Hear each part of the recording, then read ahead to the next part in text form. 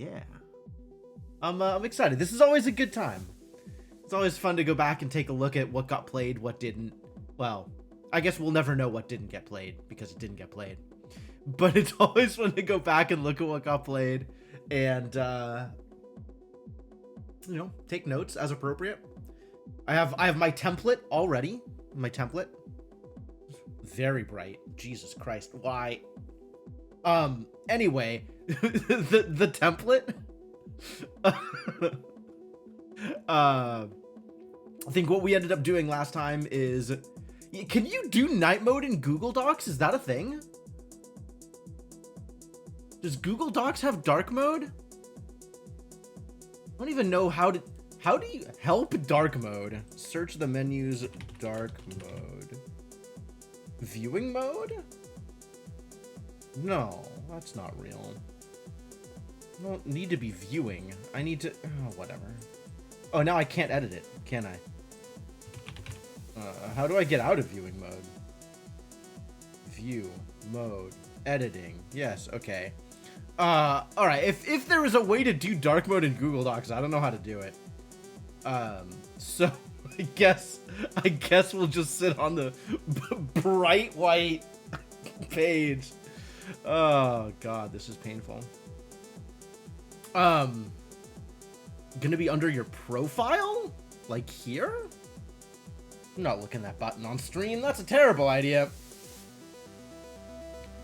I'm not convinced it exists, although I think it should. That would be nice if it did. What the hell? Emoji building blocks? There's definitely menus in here that I have never looked at, and I'm not convinced that today is the day. Alright, anyway. I am ready at some point to go through the list and, you know, make marks. And, oh, also, I learned my lesson from last year, kind of. I have my Twitch tracker already open. It's here. We can take a look at what happened via Twitch tracker. In a startling change from tradition, I'm actually still using the same VOD tracker as last year. Because it hasn't broken down. It hasn't been disabled by bad Twitch API decisions. So I can still use the same VOD tracker as before. Which, that honestly is the real Christmas miracle.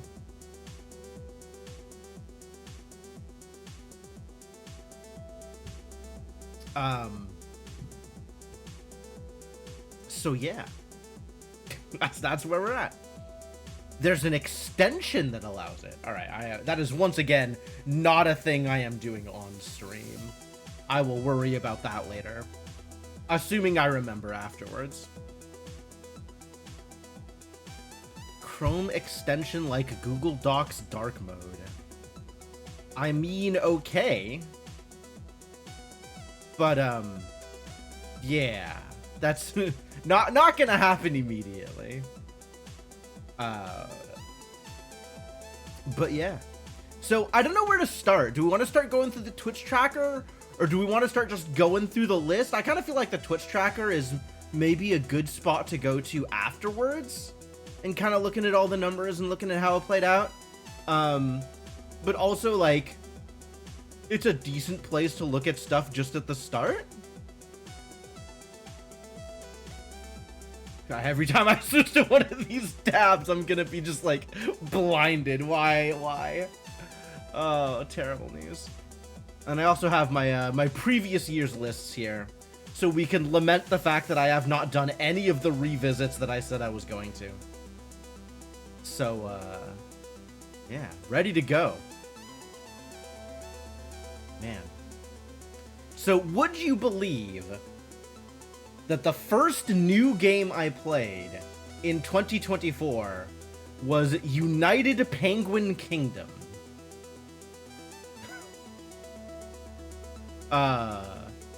I took a look at the... So maybe a better way of tracking what streams actually happened than the VODs list. Because as you can see, my first VOD in 2024 is March 1st, because I am bad at turning my videos into actual, like, saved VODs. But I do have a list of all the chats. Like, I have all the chat logs stored. So my very first stream in January was the retrospective, which, great.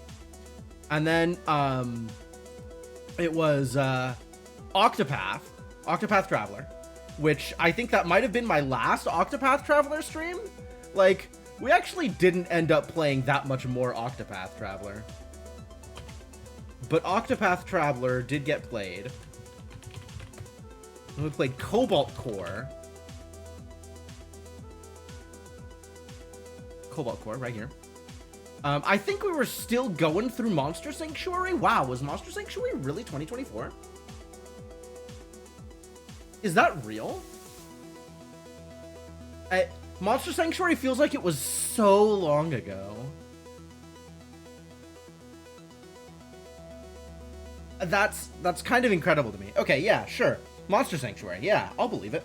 But yeah, United Penguin Kingdom was the first new game I played in 2024. 128 months long. Yeah, that sounds about right. And that sure was a game which I played. United Penguin Kingdom was pretty bad, wasn't it? Like, we had a trial that lasted for like the first year of the game. That was the demo, because the real game wasn't out yet. Is the real game even out now? Gotta go check Steam. Has it gotten an official release? It looks like it has not only gotten an official release, it's gotten DLC. Wild. So it didn't have a release before, it just had the demo. And, the reviews are mixed, 66% positive. Nobody liked this game.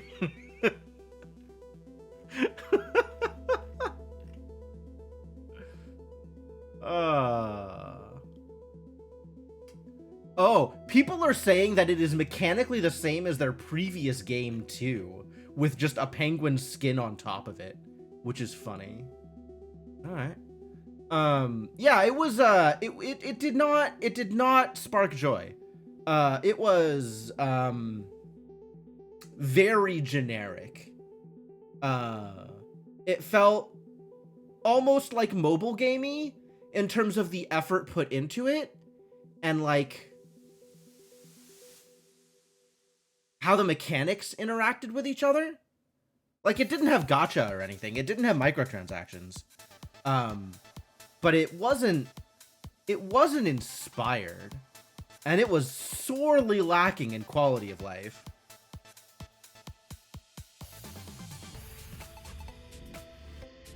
Yeah. So, not very good, I think, was overall the consensus on United Penguin Kingdom. And the ratings on Steam sure seem to back that up. Anyway, Monster Sanctuary. So we were still playing Monster Sanctuary. Monster Sanctuary. Monster Snacktuary, correct. That was the first evening game of 2024 as a continuation of the evening games of 2023. Was it on the list? Did it make it on the list? I wonder if I actually just started it in 2024. I know I don't have the first two VODs of it. Like, the first stream I have of it is part 3, which makes me wonder when 1 and 2 was.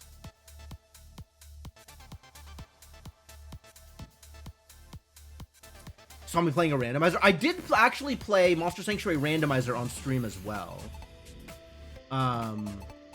I think my first Monster Sanctuary stream was in December of 2023. Looks like December 19th of 2023. So VODs 1 and 2 got lost. Part 1 and 2 got lost. But then this is the rest of the actual vanilla game, 3 through 6. And then somewhere here, 7, 8, 11. It was a lot of Monster Sanctuary. Somewhere up here is also Monster Sanctuary Randomizer. Which... somewhere... well, we'll get to it. But, yeah. Definitely enjoyed Monster Sanctuary. Monster Sanctuary, hell of a game, actually. Like, I kind of want to go back to the randomizer again. But it feels like there's a lot of knowledge that you need in order to play it well, or even at all. I'll say well. You actually don't need that much knowledge to play. But there's definitely, like, some combinations of stuff that's better than other stuff. Played around then, too. Follow the game on Twitch, then followed me. Fair enough. Thanks for being here. For a whole year. I think I have a follow age command. You can actually check exactly when you followed.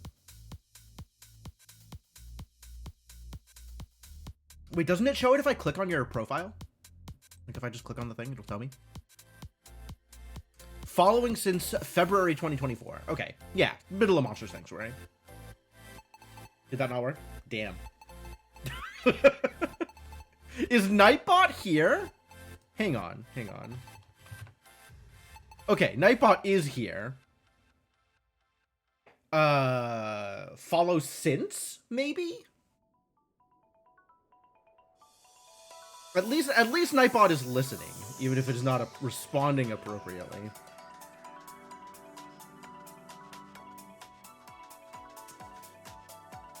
Remote server returned code 404. You know, I don't think that command is supposed to do that. I think that's not what that command is supposed to do. All right, well, apparently I have some troubleshooting to do. Starting off 2025 right.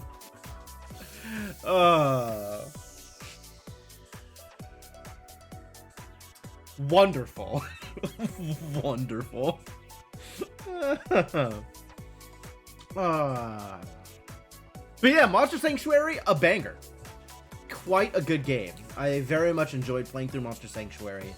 I think it's one of those games that I'm happy to recommend to people too. Like, the Metroidvania parts of it aren't that rough. So people who, like, maybe aren't that enthusiastic about platforming combat games, I think could play Monster Sanctuary and still really enjoy it, since all of the combat is Pokemon. There is some cool platforming. Although, no, actually there are some challenging platforming bits, huh? Like, more than you'd expect for a game about Pokemon combat. Very cool game, though. I should come back to the randomizer. I think the randomizer was a lot of fun. I should come back to that at some point. We have the continuation of Humanity. Apparently Humanity was, straddled that border as well between 2023 and 2024. For whatever reason, Humanity doesn't seem that long ago, whereas Monster Sanctuary feels like it was ages and ages and ages ago, and I don't know why that is. Oh, absolutely, Cryptomancer. Like, the moment I got the ability to do a thing, I did it, and it led me to some wildly out-of-logic fights, which then got me even more out-of-logic progression. So I ended up with, like... I ended up with Super Flight, like, way before I ended up getting... Like, I think I was supposed to go to the beach, and then come back, and then do another thing, and then get Super Flight. And, like, I was in the volcano before I was in the beach. Because what is progression? What is normal logic? Man, Monster Sanctuary was a lot of fun. Humanity was cool. This is like the Lemmings kind of game, right? 3D Lemmings.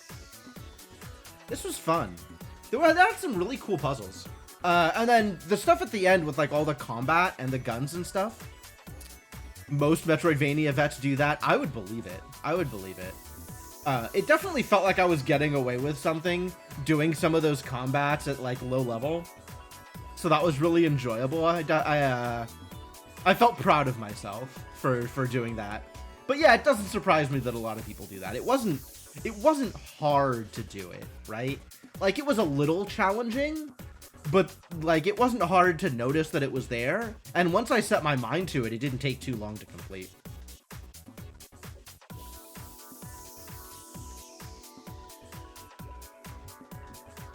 So that's pretty standard. That's pretty standard. But yeah, Humanity was on the afternoon games list. I'm not sure if I want to call, like, because Humanity was played new at the end of 2023 and then just continued in 2024, so I guess I put it in italics. I think that is how I am supposed to do that. I think this is the policy that we've engaged with. Also, Against the Storm. When was my first Against the Storm stream? My first Against the Storm stream was January 11th.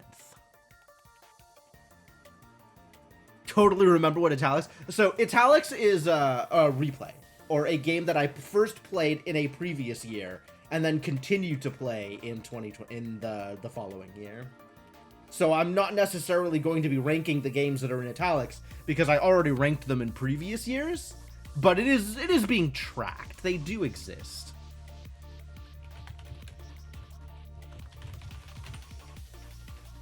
I ended up putting a lot of hours into Against the Storm, right? Hang on. Games. This is the real value of Twitch Tracker. Yeah, for a game that I only started playing this year, I have 120-ish hours in it. And this actually doesn't show how many streams that would have been. I guess, if I extrapolate, it's probably like 20-ish streams. 21, 22 streams, probably, of Against the Storm.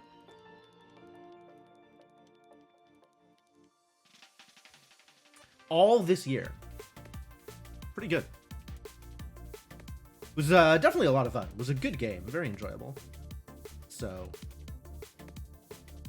Against the Storm, also a game that I feel like kind of dropped by the wayside without me intending to really stop playing it. I guess I was like in the middle of a map that was like kind of a grind. So I like didn't come back to it the next week. And then the week after I was like, I could come back to it, but maybe we'll do something else. And then I forgot it existed. If I click on the game, it shows me the streams. Oh, really? Oh, yeah, okay. This is 10, 2, 3, 4, 5, 6, 7, 8, 9, 10. So, 26. Oh, it says it there. Haha! Good, good, good. Yeah, this is, because this is for all time. If I had it set to 2024, you would see very different numbers. There's a lot of Against the Storm. a lot of Against the Storm. And then a bunch of other stuff. And then down to 30 hours of Indivisible. And then 510 hours of other stuff. Yeah, a lot of Peglin. Peglin did well this year. We're gonna do this afterwards. We're gonna come back to this. This is my wrap up. We gotta look at this afterwards.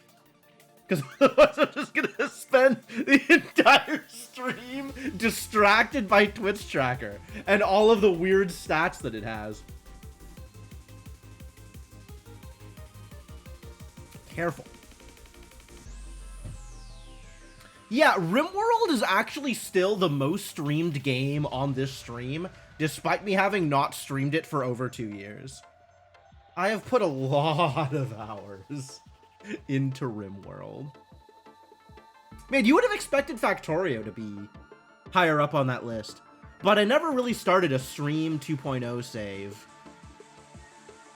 And the majority of my Factorio gaming was before I even started streaming. Sad that I haven't been back to RimWorld recently. Yeah, I got burned out on it pretty badly. I was just, like, not interested in doing more of it. Like, I got to the point where it was boring me to tears to try and play RimWorld, so it was like, I'm not. That's not where I wanted to be. I do like my city builders, though. City builders, colony builders, all of that. RimWorld was a very good game for as long as I played it. The Cthulhu expansion, yeah, I haven't even gotten the most recent expansion. Shows, like, just how burnt out I got on RimWorld.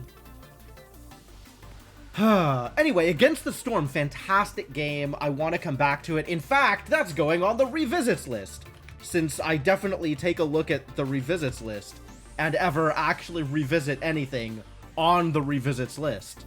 That's definitely a thing I do. I guess the surest way to make sure I don't play a game again is to put it on the revisits list. What's up, Inkling? How's it going? Alright. After Against the Storm comes Slay the Spire Downfall, apparently part 15. We've played a lot of Downfall on stream as well. It's on the revisits list from 2023. A bunch of games I didn't play, actually. I think I might have done one Temetsi stream in 2024. But everything else here is not a thing that I can... Oh, no, I actually did this also. I did play the Grimoire mod for Inscription on stream. That was a lot of fun, actually. That was really cool. But I don't think we ever came back to Stardeus. We definitely never came back to Puddle Knights. Didn't come back to Signs of the Sojourner. And I don't remember if we came back to Tales and Tactics. I think we didn't. I think we did 2 or 3 streams of Tales and Tactics right when I picked it up, and then never came back to it. So yeah, actually, okay. Let's see if I played any Temetsi in 2024. I did not. Okay, yeah. Correctly identified, no revisit of Temetsi. And we did play Inscription. Yeah, I had my one stream of the Grimoire mod, and it was in March. So that was the one thing on the list. Not exactly a revisit, but it was like this new content in a game that I had previously played. So that actually did get revisited, for what that's worth. But yeah, that's going to be on the list eventually also. Alright, Slay the Spire Downfall.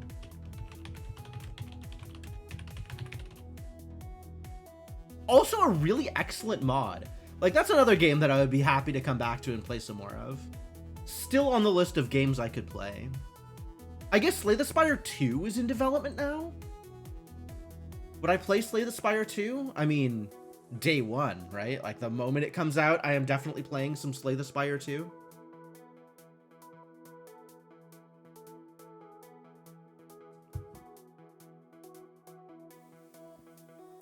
Honestly, I would still play some Slay the Spire 1. I think that's not off the table either. I think that is certainly a possibility. But yeah, more Downfall. We played a lot of Downfall. Downfall was good. Listing all the games and then ranking them. Pretty much. For the afternoon games, I'm just listing them. Once we get to the end of the year, I'll go through and rank them. For the evening games, as they come up, I am ranking them in the list against the other stuff that got played. Yeah. AGDQ is happening right now. I have to show my colors. So as we go through the evening games, I will slot them in the appropriate position. And then the afternoon games, once we're done getting all the games listed, I'll put them in the list for how much I like them. AGDQ had a Peglin run. I still need to go back and watch that. That seems really cool. And then we have all of the Monster Sanctuary. God, how long was Monster Sanctuary? 66 hours of Monster Sanctuary. Monster. 13 total streams. Yeah, a bunch earlier on. And then I think these are the 2 randomizer streams. And the rest of this is from vanilla gameplay.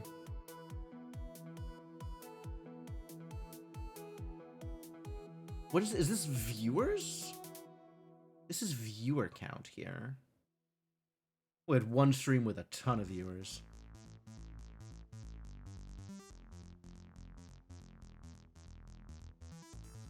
Yeah, so pretty quickly after I finished it, I tried out the randomizer. Makes sense. I was really into this game while I was playing it. I would like to be into it again, but like I was saying, it's just a lot of investment to be into Monster Sanctuary. Yeah, you're one of them. You're there. You are represented, Kamikaze.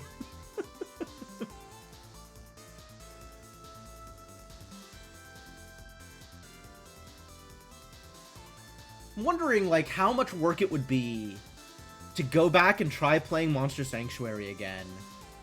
Especially if I wanted to be fast at it, right?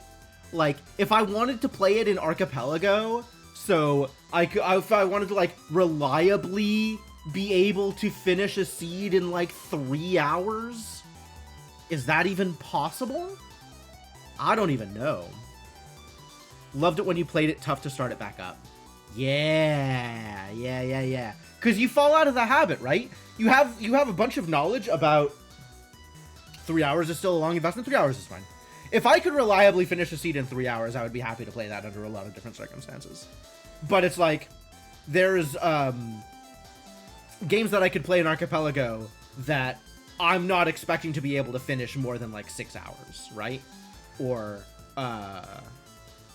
I think like I had an inscription seed that took like 8 hours or whatever it was to get all the way through of it over like all of my gameplay of it. So that's not a thing that I could play in a synchronous multi-world, right? That's not, you know, people want to get together of an evening and play some Archipelago with each other. Like, I can't bring in a game that's going to take 6 hours. I can't bring in like Blasphemous, right? There's so much knowledge that you lost. Yeah, exactly. I have sheets. I have spreadsheets with information that tracks, you know, associations between some of the monsters and like what kinds of skills they have. So in theory, which monsters that I might want to use together with other monsters because they have synergies together. But like, it would take a lot of spinning back up. It would take a lot of like poring over those sheets and the wiki and trying to like remember what things do in order to actually get back into it. I guess it's benefited somewhat from in Archipelago, you just have no control over what you get, right? So it's not like I'd be like looking out for particular mons in order to build particular comps that I liked before. Like every time I play, it's just going to be fresh. It's like, okay, I have these 6 monsters. What can I do with them? Which I think is actually a really interesting way to play it.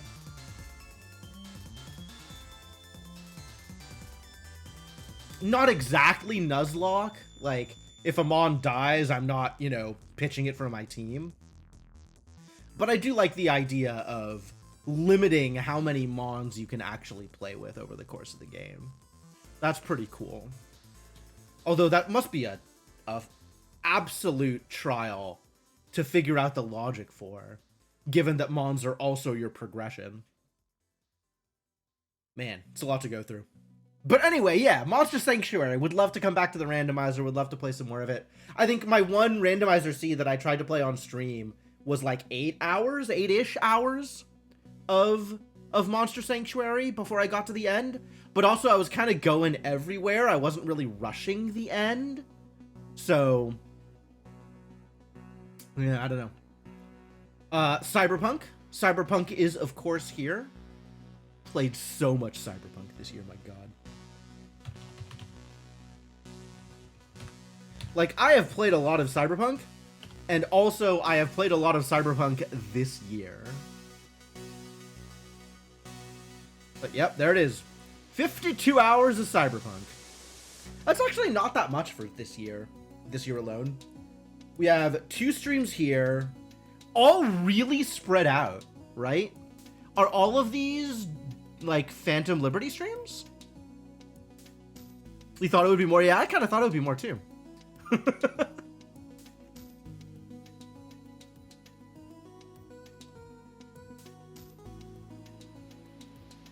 I think they're all Phantom Liberty streams.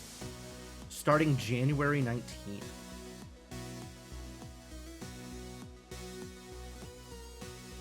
How deep in was I at that point? Where was I at the start of this? I think it was like before I had hit Dogtown, but still doing Phantom Liberty stuff. I'm looking at the chat log and it's a lot of like, get out of menus, stop being distracted, you're never gonna do plot. That's every Cyberpunk stream. That's standard.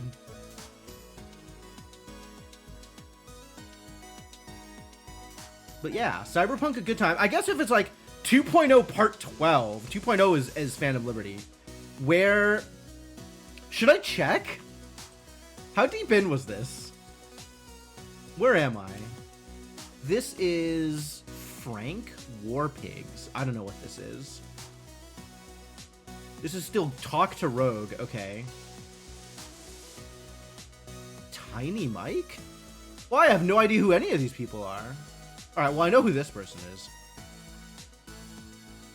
But this is still, like, prior to getting into Dogtown. I think this is prior to unlocking Dogtown. Like, I'm not in Dogtown for any of this. That's cool. Nobody here. This is, okay, this is one new quest. So at least I did some content that was new. You can upgrade everything. Even if none of it was actually in Dogtown. Okay. Yeah, so 12 streams in for Phantom Liberty and still not into the Dogtown content yet. Standard, right? Feels standard.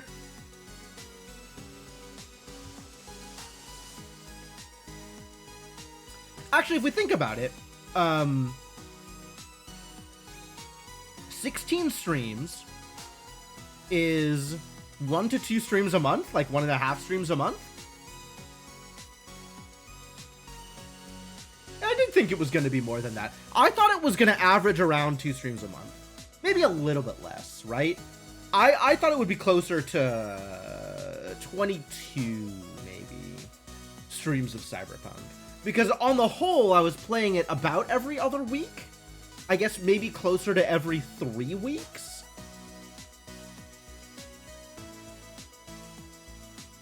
Yeah, I guess if I think of it as every 3 weeks, 16 streams checks out.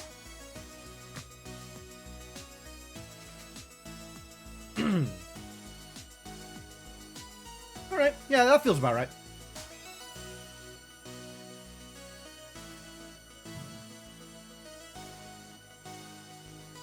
Where are you seeing the stream titles?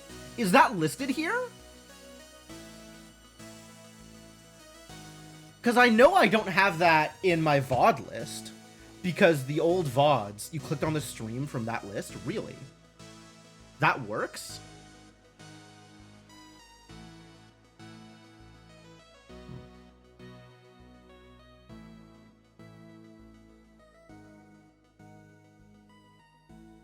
No clips found.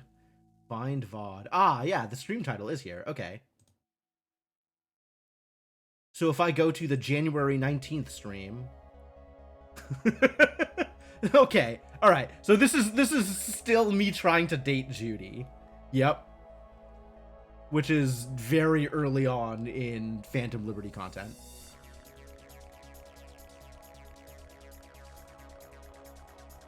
Reject Dogtown, embrace the grind. Yeah, that fits.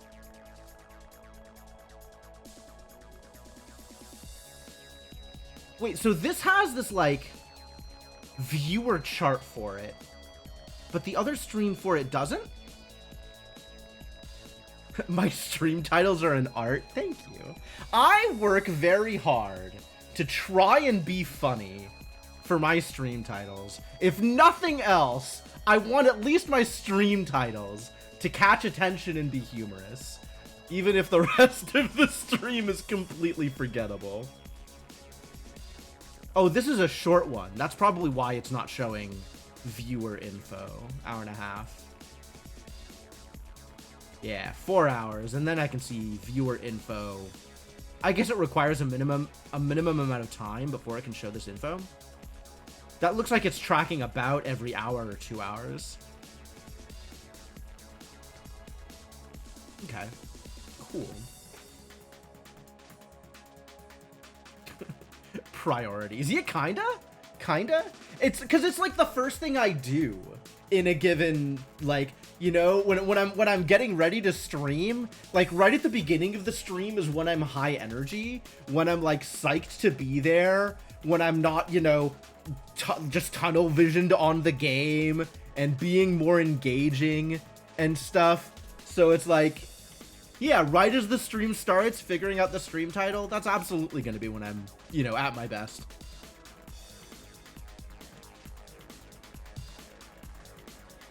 Five viewers is Twitch tracker's rough cutoff. Oh, yeah, I think so. I think you're right. It's, it tracked the stream, like it knows the stream was there. Oh, but I guess if it's a lower than 5 average viewers, it's, yeah, it doesn't show anything. Huh, interesting. I wonder if I had streams that were like 3 or 4 average viewers that just didn't make the cutoff.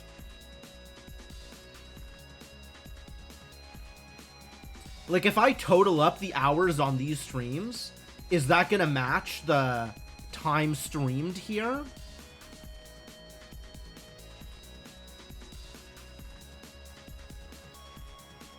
It's an interesting thought. Like, am I gonna notice times that I streamed this that didn't make the cutoff? That would take a lot of cross-referencing.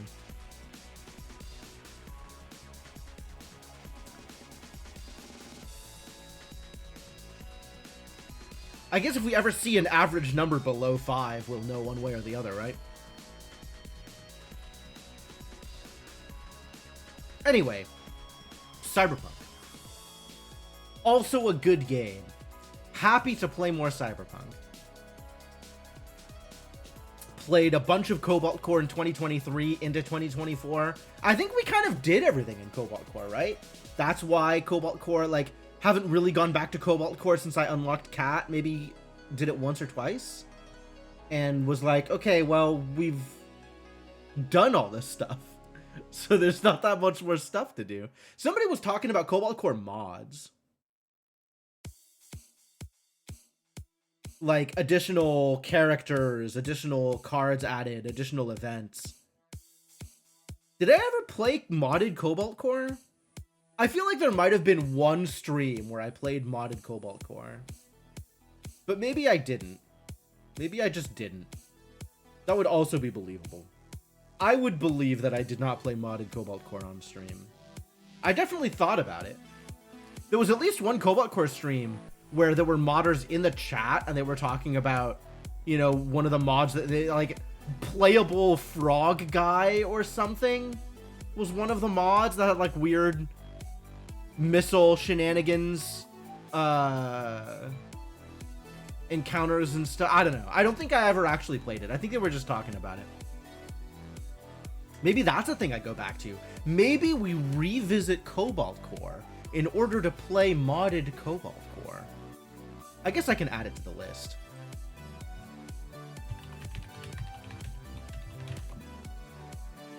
Might as well. Nobody is harmed by me adding something to the list.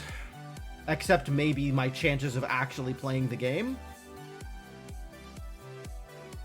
So this would mark the end of Monster Sanctuary. And then we played Thief of Thieves to completion. This game was kind of cool. This was short and sweet. I'm trying to remember what the actual gameplay was like. It was a little bit walking simulator, like collect the items and avoid detection, and then use the items to get past, like, progression things and figure out, like, which thing to click on so that you could take that to the next thing. Like, I thought there was going to be more puzzles in it, and there ended up not being that many puzzles in it, I think. But it was cool. The art style was cool, based on a comic book, I think. So that was fun. Definitely not as good as Monster Sanctuary, but, like, fine for being something bite-sized.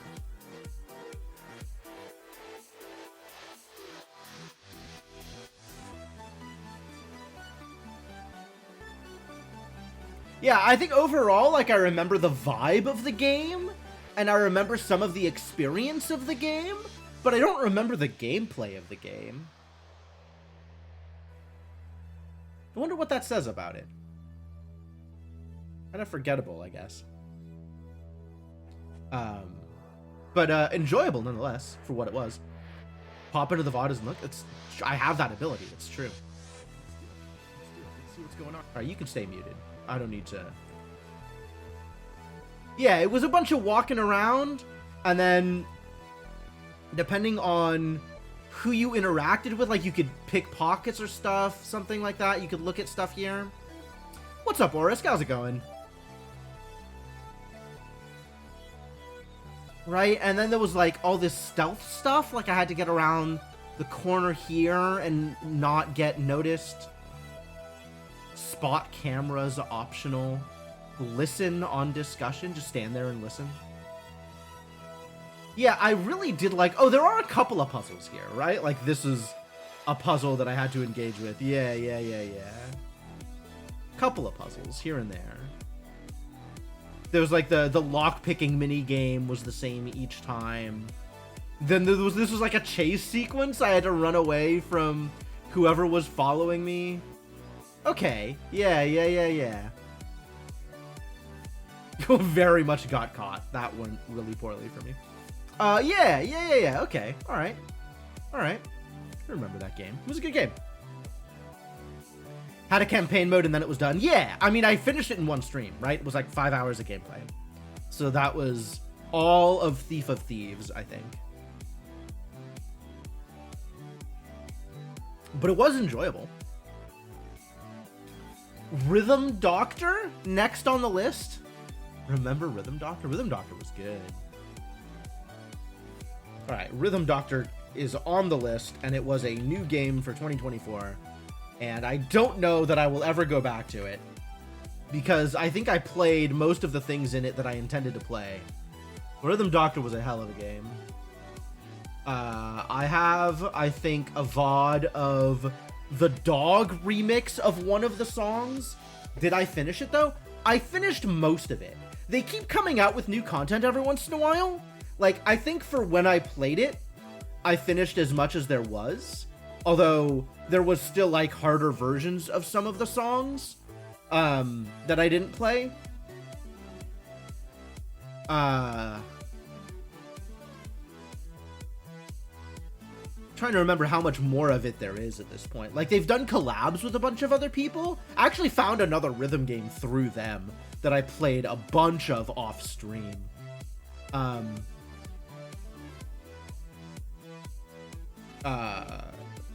Vivid Stasis. That was also really good.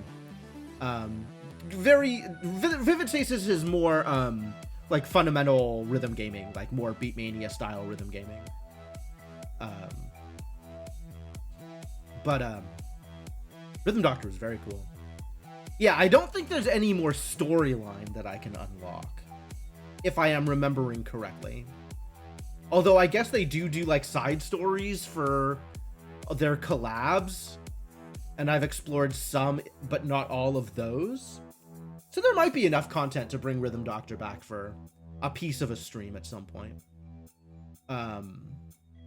But I'm gonna wait until there's like another chapter unlock, and I don't know if they're planning on doing more whole chapters for Rhythm Doctor.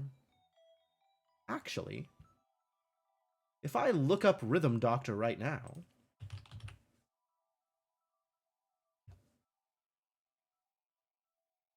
go to the store page and see what the most recent update was. They added a new Halloween level.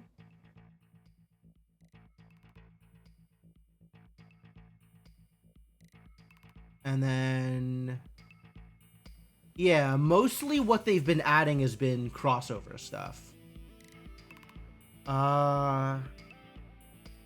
And the last major storyline update was Act 5, which was already in there when I played. So when Act 6 comes out, I'll bring it back to stream, I think. But probably not before then. But a hell of a game, Rhythm Doctor. Celeste 64. Oh man, this game was good too.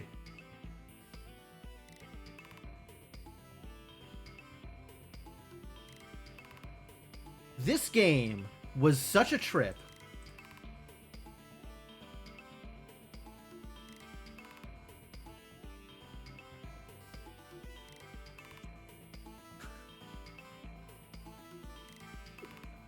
Yeah, a lot of that happened. Man, this game was so good. I would love another Celeste remix like this. This game was, trying to figure out where the heck I'm going. Yep. The thing that impressed me the most about this game was how true to both Celeste and Mario 64 it was. It was, in fact, both games in a way that I think is somewhat difficult to pull off.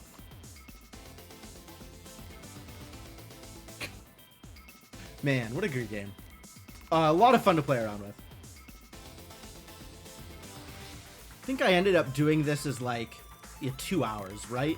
Not that much content in Celeste 64, but a lot of fun to play with.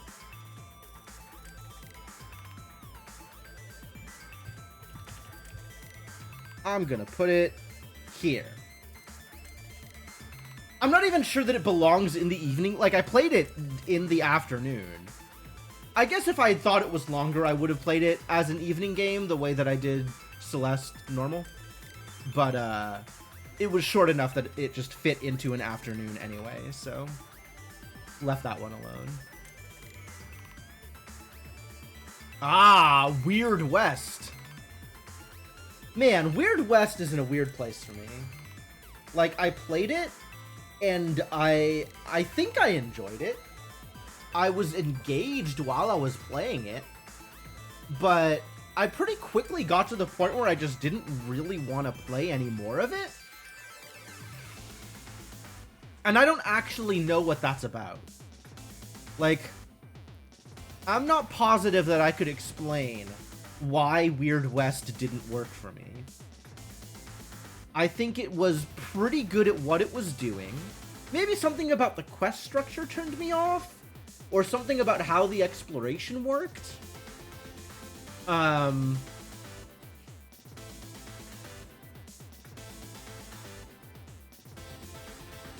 was kind of hard, but I was into that too. Like, I enjoyed the challenge.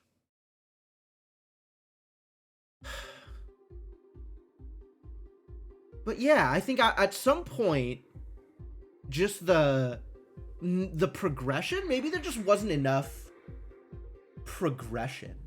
Something about how, like, skills worked in the game didn't catch me. And since the skills didn't seem to be a thing that I was aiming for, combat didn't really change once I had set into doing a thing that I found that worked. Like, I didn't really have any incentive to mix it up. I didn't have any incentive to, like, try to get new things. Oh yeah, the gear upgrades were minimal at best, right? It was, you know, a little bit of stats. I think the numbers on the stats were the most important thing in combat. So the gear upgrades being small stat increases and no other benefits was also not, like, engaging for me. So I ended up in a point where I felt like the rest, like, I wasn't going to be doing anything interesting. So I didn't really want to play anymore because I felt like I had done the thing. I don't know. Because it's interesting to say it like that because I know that the game was divided up into different characters.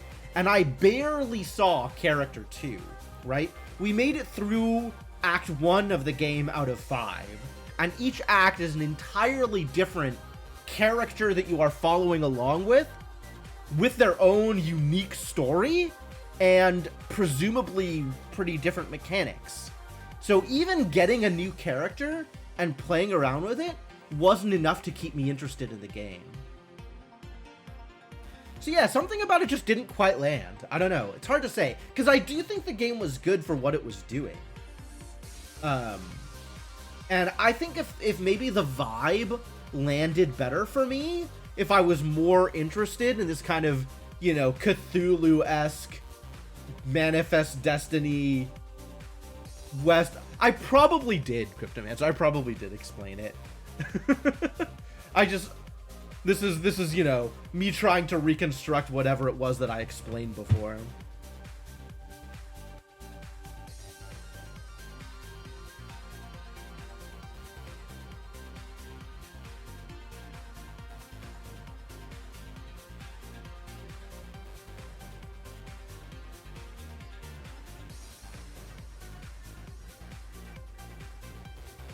How many streams of that did I end up doing? Just the 2? Yeah, I guess just the 2. Nope, 3. That's what I thought. I thought I had a 3rd full stream of it. Right? Because this stream was real short. And then, yeah, I think I played three streams of it. So yeah, if I go to the end of the part 3 of it, I'll probably find, you know, this same kind of explanation of what I was getting and what I wasn't getting out of the game. I don't dream of Manifest Destiny. I think there's just not a lot of mystique to the sort of cowboy era of American expansion. Like, I think for some people, that has an appeal in terms of feeling like the world is undiscovered, right? You know, in a frontier town, taming the land, and etc., etc. And that's not a thing for me. Like, that doesn't have that kind of appeal for me. I'm kind of into sci-fi, where it's doing the same kind of thing, but if you put that into a historical context, it's a lot less interesting for me. And the fantasy elements of it don't change it enough for me to be interested, I think. Maybe that's it. That's part of it. Fallout. I played Fallout. I really enjoyed Fallout 1 and 2. I haven't played them on stream, because they're old. I haven't tried any of the newer Fallout games. Honestly, Weird West felt a lot like Fallout 1 and 2. Like, the combat, while real-time, felt a lot like Tactics combat. And the map was very, very similar to how Fallout 1 and 2 did their map. Like, dividing up into places with events at individual places and storyline threads going through, like, the movement around the map and stuff. So Weird West felt a lot like Fallout 1 and 2, I think. But yeah, I guess having that particular skin, those particular mechanics over Fallout 1 and 2 just didn't do it for me. Is what it is. I do still think the game was good. I'm not going to put it above Celeste 64. But I think it just isn't for me as much as some other games might be. Both because of the setting and because of the mechanics feeling a little restrained. Wild West setting generally a tougher sell. Interesting. Yeah, like, cowboy movies sold well, right? People like Wild West in their movies, but I guess it just doesn't do as much for games. Fallout New Vegas, maybe the best Wild West game, maybe. Alright, I'm out of soda. Gotta make that work. Red Dead Redemption is, in fact, a game. My understanding is RDR is pretty popular. I also haven't played it. Not what I'm looking for. Maybe it's the same kind of thing, just the Wild West setting just doesn't land for me. I believe that. It feels a little like, if people are going to do anything with the Wild West, they want to do this kind of, like, gritty, like, you know, gunslinger for justice kind of thing that seems to be pretty ubiquitous for Wild West settings, right? There's this whole like sheriff versus outlaw thing, and that's really what every Wild West game focuses on. And I don't know. Could be more diversity in Wild West stories. There absolutely could be more diversity in Wild West stories. Just introducing zombies does not change the lack of diversity in Wild West stories. Tunic Rando. Okay. We were playing Tunic in 2024.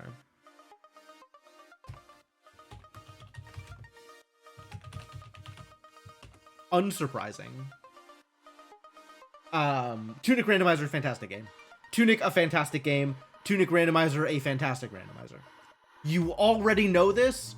Anybody who has paid even the slightest bit of attention to me already knows how I feel about both Tunic and the Tunic Randomizer. But I'm gonna say it here. I'm gonna remind everybody. Tunic, a good game. Tunic Randomizer, a good randomizer. Already in the schedule for 2025. True. I don't need to put it on the revisits list because I already have it scheduled. In Denver, there's a museum about black cowboys. That's rad.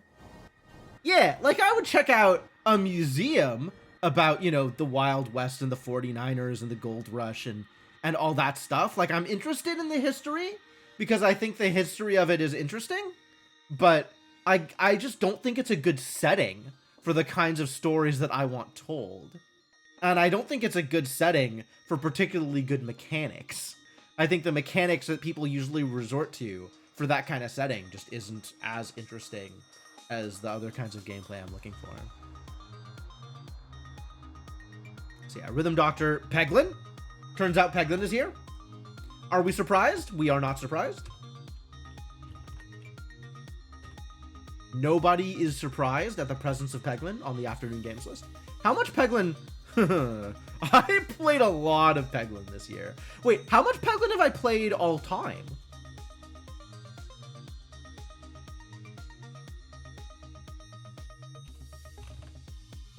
I have 174 hours in Peglin. About half of which is this year. When was the first time... When did Peglin come out, actually?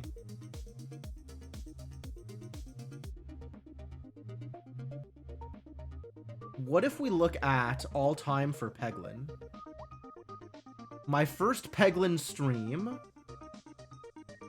May 27th, 2022. So across 2.5 years, I have played... What was it? 174 hours streamed? Of which... 72... Oh, that fits, actually. Yeah, that's about 2/5 of 170? Question mark? Yeah, that's pretty close. All right. So out of 1 year out of the 2.5 and about the same amount of Peglin in each given time period. That's cool. What is this? 100? How did I have 100 viewers? Wow. Somebody must have raided me. Must have gotten some like random real big raid on April 3rd, 2024. A lot of unfollows during Peglin streams? Who would unfollow me during a Peglin stream? The Peglin streams are so good. Wow, these are some cursed statistics. Consistency, the ally of statistics. Maybe bot purges, maybe. It's also possible that people are like, Peglin, I didn't come here for this garbage, and then decided to leave. All of the Mass Effect follows. Yeah, right? We had some wild follow counts for some of these games. Actually, you know what? I don't think we had any, like, real big, like, follow bursts this year. I remember last year there was... Did I get a lot of follows for Mass Effect? There's Mass Effect on this list. No tracked follows for Mass Effect, which maybe means it evened out. Or maybe means there wasn't quite enough to actually, like, compare to... Yeah, 2 followers over 40 hours, that is less than a trackable amount of follows per hour. I agree.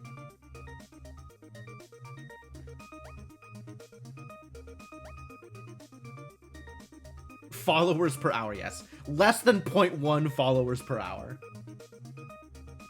That's fine. It's fine. But yeah, Peglin. Fantastic game. Will play more of. Rest assured. So Monster Sanctuary Rando here. Aha! Aha! The one revisit that actually took, because it was a mod instead of just coming back to a game I've already played. We did, in fact, play the Grimoire mod for Inscription. That was a good time.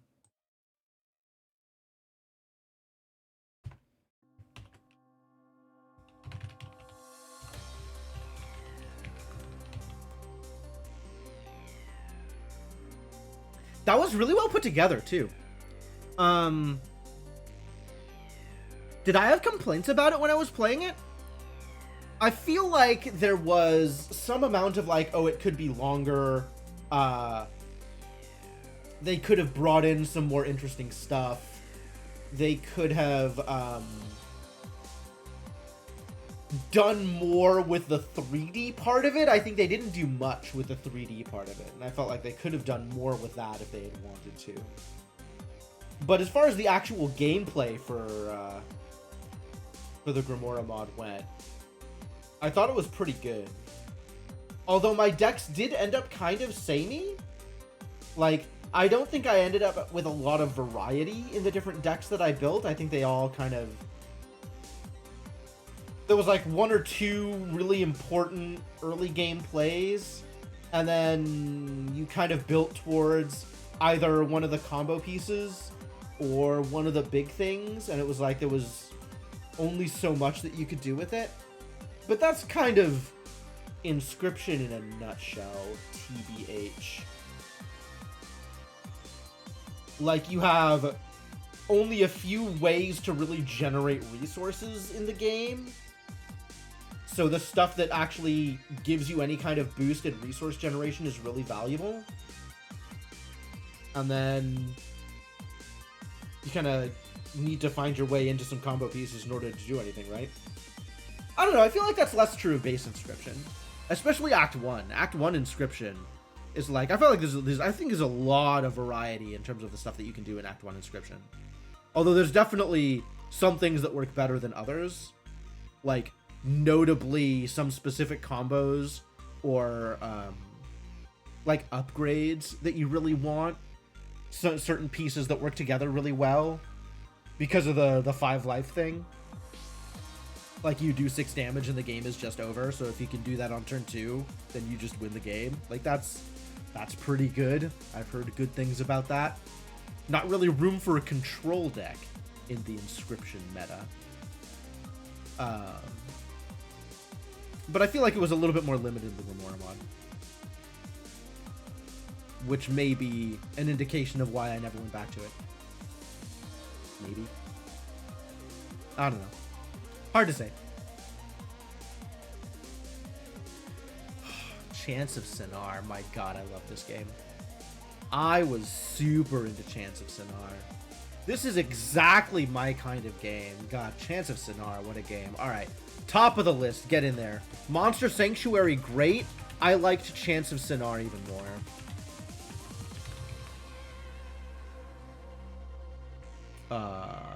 Double A, apparently.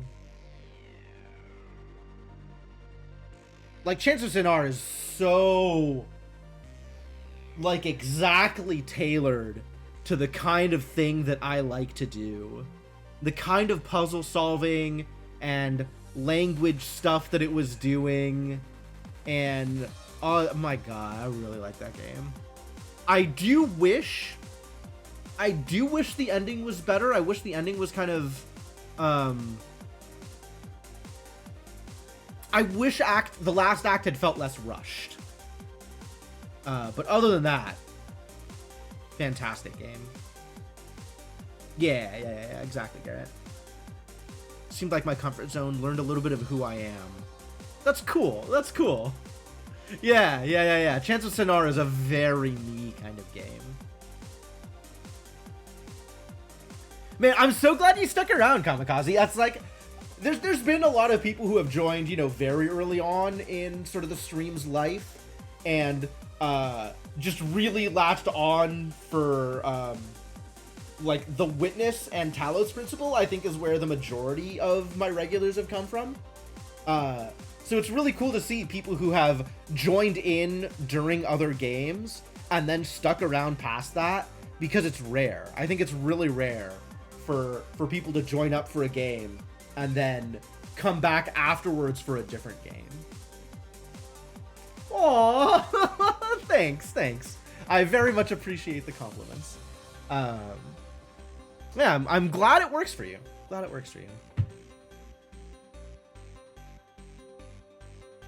Oh yeah, the Heaven's Vault playthrough was very wild. That game is grindy. Like, I didn't really think about it while I was playing it, but there is so much filler in that game. Like, all the walking around and the way you gotta talk to people and kind of travel on the rivers and stuff. Like, it's so, there's so much in that game that is not the core gameplay I'm looking for. And for some reason, I didn't really feel it while I was playing it, like I was really enjoying it. But I have 90 hours of Heaven's Vault streamed. Like, that is a lot of Heaven's Vault. Oh man, what a game. Anyway, Chance of Sonar, excellent. Not a 10, but like a 9.7. Against the Storm. 7 Days to End with You. Wow, okay, so seeing Chance of Sonar and 7 Days to End with You right next to each other is actually really interesting, right? Like, two completely different approaches to language-based puzzles and the kind of gameplay that you see with trying to figure out what the language is and how it works. This game was cool. This game was doing some really interesting things. I liked, like, the world building and stuff that it was doing. There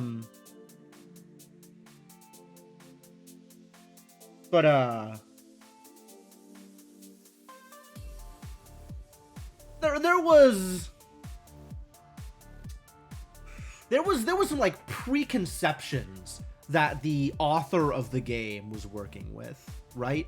Certain biases that they had coming into their own game that I feel like colored it in a way that I wasn't super happy with. It's like, you know, kind of Japan is a more conservative culture than the Western US, than a lot of Western countries. Well, maybe a lot of Western, than the US. I'm going to say than the US, right? I'm familiar with the US. And I feel like that comes out in some of its media. Like, occasionally you just get, you know, casual misogyny and stuff like that in a variety of Japanese media that is off-putting if you're not used to it, if you're not familiar with where it's coming from. And even when you are familiar with where it's coming from, it can still be kind of off-putting. And I feel like there was that kind of stuff present in that game here. You don't remember some of these? That's fair. This game was neat. This game had you, like, basically you woke up with amnesia to the point where you didn't understand the language, and the game was you being, edge of my green screen. Oh, so it is. All right, well, that's fortunately fixable. Thank you, good call. This is the kind of thing that you'd think I'd pay more attention to. Usually I notice this prior to the stream, but all right. Thank you. Um, yeah, the premise of this game is you wake up with complete aphasia. So you have no memory of who you are, and you have no memory of how the language works. And you are, this woman is taking care of you in her house, and you sort of get a little bit of a picture of the world around you and who she is to you and what is going on as you progress through the game. And it's timed specifically to give you 7 days of interactions with her and interactions with, like, not interactions with the world, but like short pictures into the world in which this game is occurring. And then it has some weird, like, multi-ending thing where, like, the true ending is some weird, like, deep dive into, like, sinning and guilt. And I don't know, that was weird. That was kind of off-putting. We didn't do it. I don't think we did it. I think we did some of the end games, like post-game stuff. But I didn't go through it enough times or with enough intent to get to the quote-unquote true ending. Also, it was weird. I didn't like it. But it was a really interesting approach to language mechanics compared to Chants of Sennaar, right? Like, so the two of those games side by side, I think, is a really interesting comparison. I liked 7 Days to End with You. I don't think it is nearly as good. 7 Days to End with You. Is that the right capitalization? What is the right capitalization for this game? Wow, that is the right capitalization. Capitalization is weird. Yeah, I think it is a very intriguing game. I don't think it is quite the banger that Chants of Sennaar is. And I think it's got some like story stuff that I disagree with, I would say. But yeah, fantastic game.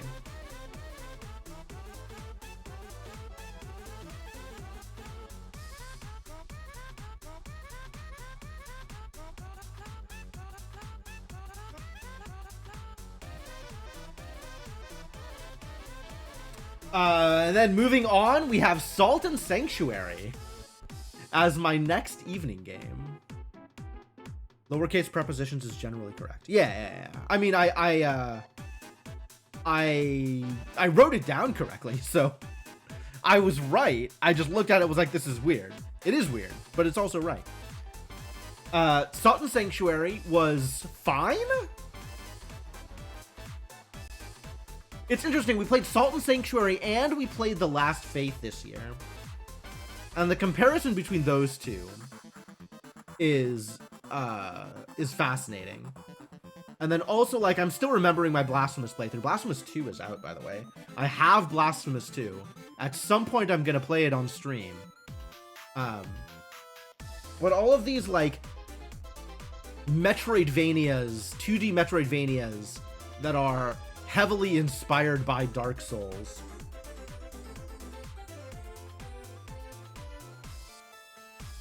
I don't know, man. I think there's stuff that Dark Souls is doing that doesn't translate well. In fact, I think there's stuff that Dark Souls is doing that if I had ever played Dark Souls, I probably wouldn't like in Dark Souls either. But definitely doesn't translate to the kind of Metroidvania experience that I'm looking for.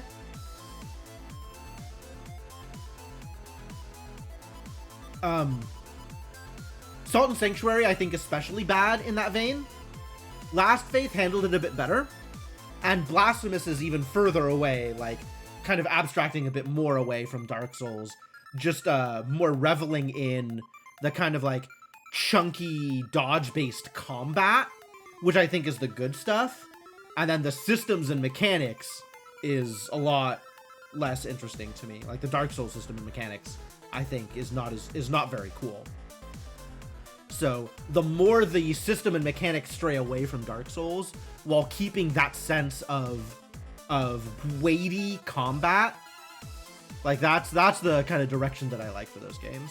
What's up, Mark Mages? Salt and Sanctuary, I think, was probably a good game. But at the end of the day, hello? Thank you.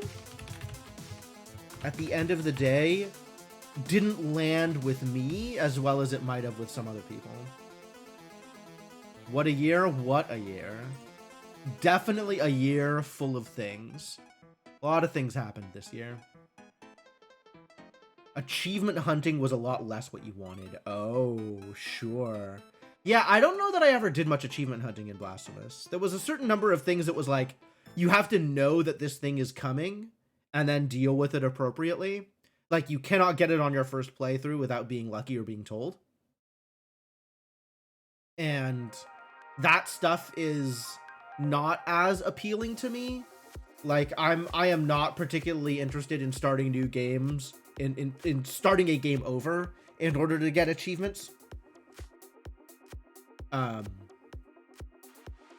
Oh, right, yeah. And then the whole swath of extra content in the Blasphemous DLC that required New Game Plus? Like, that is a weird choice. That is a super weird choice. Like, make stuff post-game, sure. But, like, requiring New Game Plus in order to see it is... Man, that is wild. Playing again achievements are clearly great for a certain kind of player that's mostly not you. Yeah. Yeah. That's totally fair. And maybe I would feel differently about it if I wasn't streaming it. Like, maybe it wouldn't bother me as much to just start a new game and play through the game again if I wasn't thinking about what that is like as a viewer experience.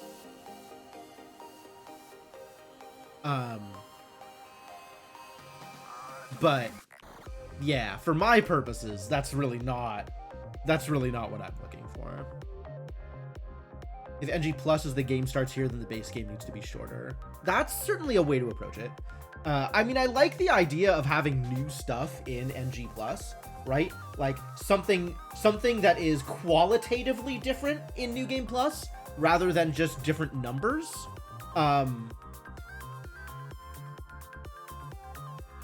But at the same time, like, have DLC that advertises certain things, and then having that only available in New Game Plus just doesn't sit right with me.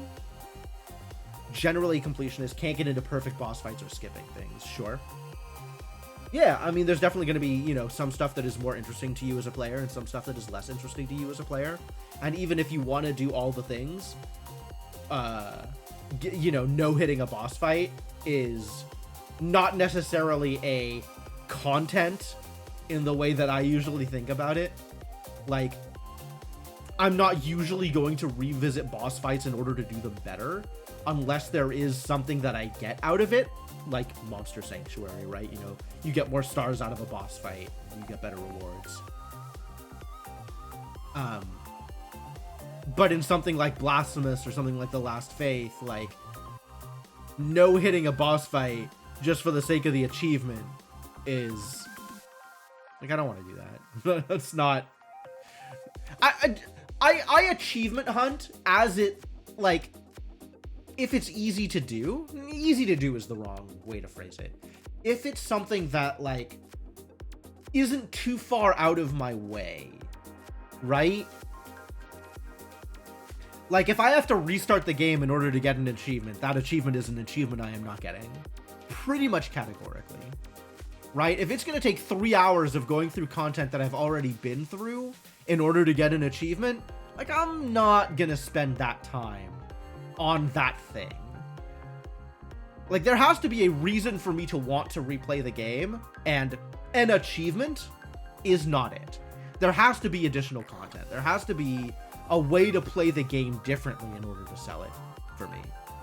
Like, achievements just don't sell it.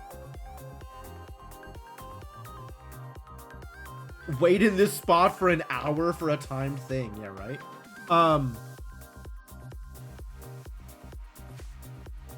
God, there's a thing in Braid that literally requires 2 hours of waiting in place Is it bash Phil Fish o'clock? No, no, no. We're bashing Jonathan Blow first. Had to leave Hollow Knight not 100% because of the 40 boss rush. Yeah, Pantheons were hard. I felt like that was worth doing for me because that's the kind of gameplay I like. Like, I like that challenge. But like, I definitely wasn't doing it for an achievement. I was doing it because the boss fights were interesting. But yeah, we could also bash Phil Fish about that if we want to. Oh, is the final VOD of Pantheon 5 45 minutes? Man.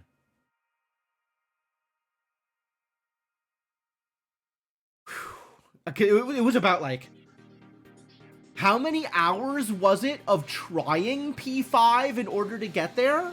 Like, multiple full streams, right? Multiple full streams of bashing my head against Pantheon 5 before I actually ended up clearing it. Yeah. 3 to 4 VODs of practice. That sounds about right. And each time I was like, yeah, no, this is it. I'll definitely get it. I'm so close. I'm so close. And then it was like 10 hours later before I even got it. You were there when I succeeded? Man, good job, Ink Buddy.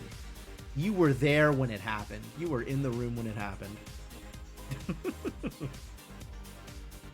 I think overall it was fun, but I also don't...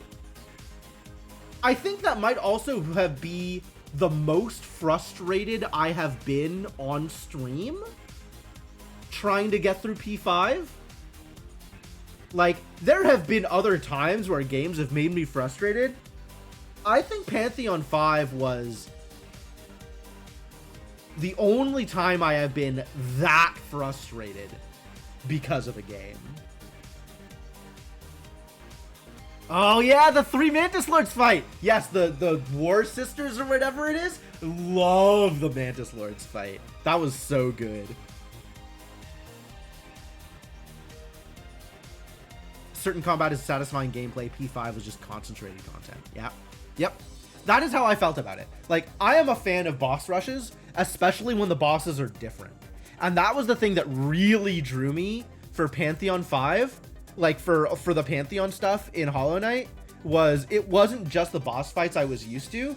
It was like New Game Plus versions of the boss fights. Like, it was so cool to see the more powerful version of the boss with extra abilities and all that stuff. Like, God, Hollow Knight is not a perfect game, but it did a lot of things right, especially when it comes to combat. Combat in Hollow Knight is just so good. So good. Man, what a great game. And as frustrating as it was, what a great addition to Pantheon. I would definitely recommend beating Hollow Knight. I don't think it is out of reach of casual gameplay. And like, I don't think that the skill level needed to beat Hollow Knight is out of reach for people that are interested in that kind of game. So I would definitely recommend, if you haven't beaten it, go back and beat it. It is worth. It is absolutely worth. Because those fights are very cool. The story for Hollow Knight is a little esoteric, so I'm not going to say, like, you need to do it for story reasons. But, like, if you liked the combat that Hollow Knight was presenting, then definitely go back and finish it. Yeah, what Cryptomancer is saying is, like, Hollow Knight shines because of how smooth the movement is, like the mechanics of movement, and the precision and difficulty of combat. Not because the combat is hard, but because it hits that sweet spot of requiring a certain amount of precision and ability from you. Real bad at picking a game up once you're interrupted. Understandable. But yeah, if you find the time, I would definitely recommend it. Alright, so Salt and Sanctuary. Next is Cocoon. Do y'all remember Cocoon? This is actually like middle of May. Okay, yeah, not that bad. Cocoon was very cool. It was doing some weird things, but it was very cool. I remember being a little like put off by it in the very beginning. I love Nightbot. I am so glad that whoever convinced me to implement the quote database. Oh, jeez. An opaque god? Certainly a vague god. Apparently don't remember anything that happened from April to August. Okay. Yo, Senna! Thank you for the 90 months of continued support. Welcome back to the Adventuring Party. Happy to have you around, my dude. And thank you for the bits, as usual. Very much appreciated. Man, 90 months. Been here for a while. Doing good work. Yeah, Cocoon was really interesting. I remember at the beginning of the game, I was worried that it was going to be too easy, that it wasn't going to be very interesting in terms of, like, what it was going to do with mechanics and stuff. Yo, Mark Mages, thank you for the 44 months of continued support. Almost half as many. Yeah, almost. You're doing good. You're getting there. Thank you very much for the support, and welcome back to the Adventuring Party. Happy to have you around. Yeah, 44 is not a number to be sneezed at. There are many numbers at which you can sneeze, and 44 months is not one of them.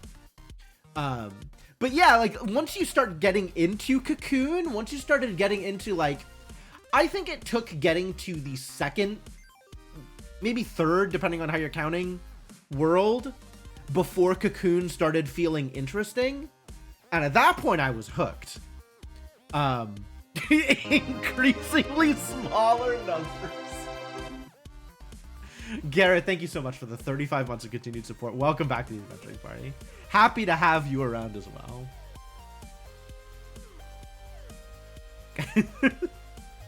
Honestly, everybody who has stuck around for however long they've stuck around, whether it is for, you know, the full 8 years that I've been streaming, or whether it's, you know, the past couple of months, like, thank you for being here. Regardless of how much you have invested in me, thank you very much for being here and keeping me company through all of the trials and tribulations that this stream has presented.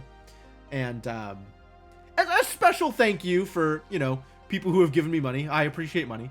But just generally, thanks to everybody for being here.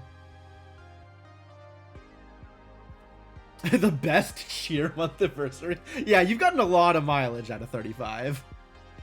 Oh, did you see that I added the demon, Senna? Hang on.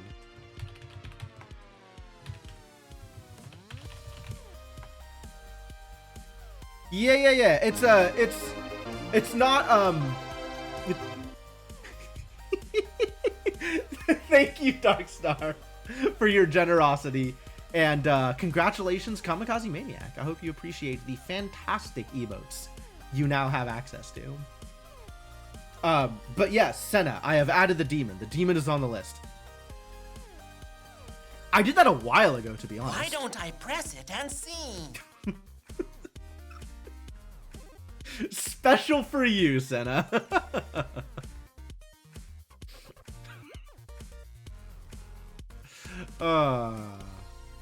I think that is a situational cheer, to be sure. But take good care of it. Great. Happy to hear it.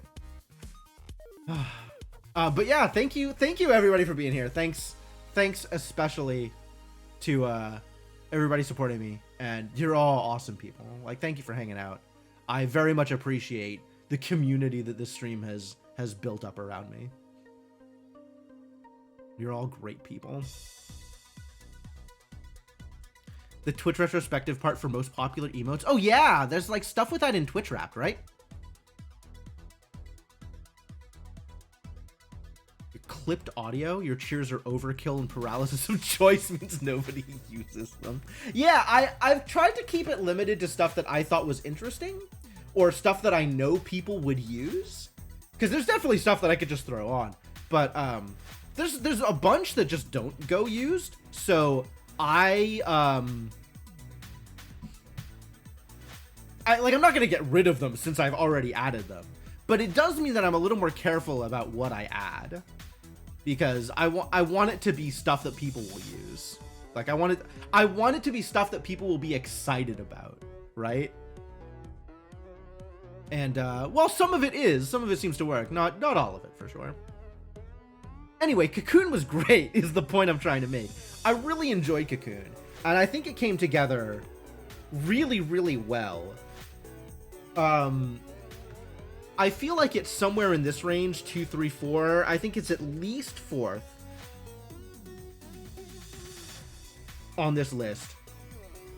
But it's also hard to compare like a pure puzzle game like Cocoon to something like Celeste or something like Monster Sanctuary, because they're just doing entirely different things. It's hard to say which of these games is like better. This is always the problem. Every year, this is the problem.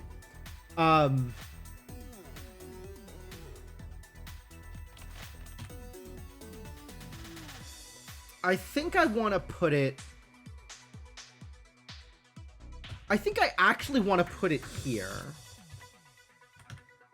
But it's close. It's close. Put on list, reorder later? No, sir. That's not how this is going to work.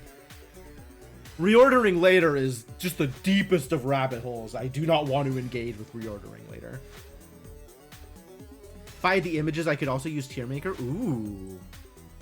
I could, if I put in enough work, I could actually set up a tier maker for next year. It's never going to happen. I'm not going to put in that much work. But that would be a neat idea. But yeah, Cocoon was very good. Really, really good for what it was doing.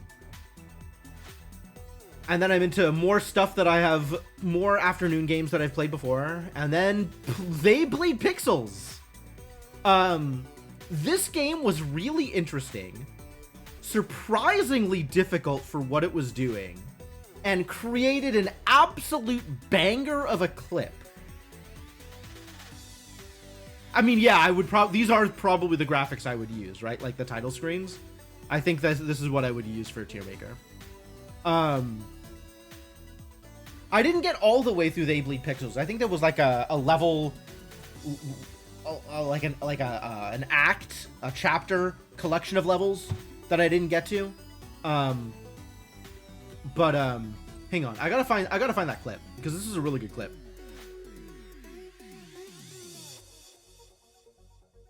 Is it here? Wait, what are we on? Not all time. Here, this one. This is great. This is great.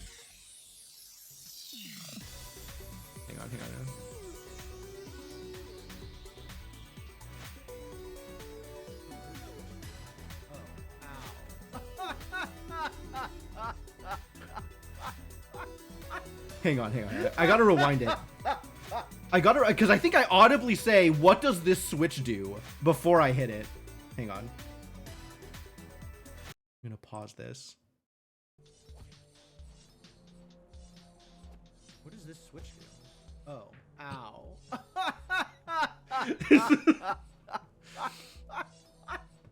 This, I think, perfectly summarizes They Bleed Pixels for me. Okay. This is what... All right, that's fine.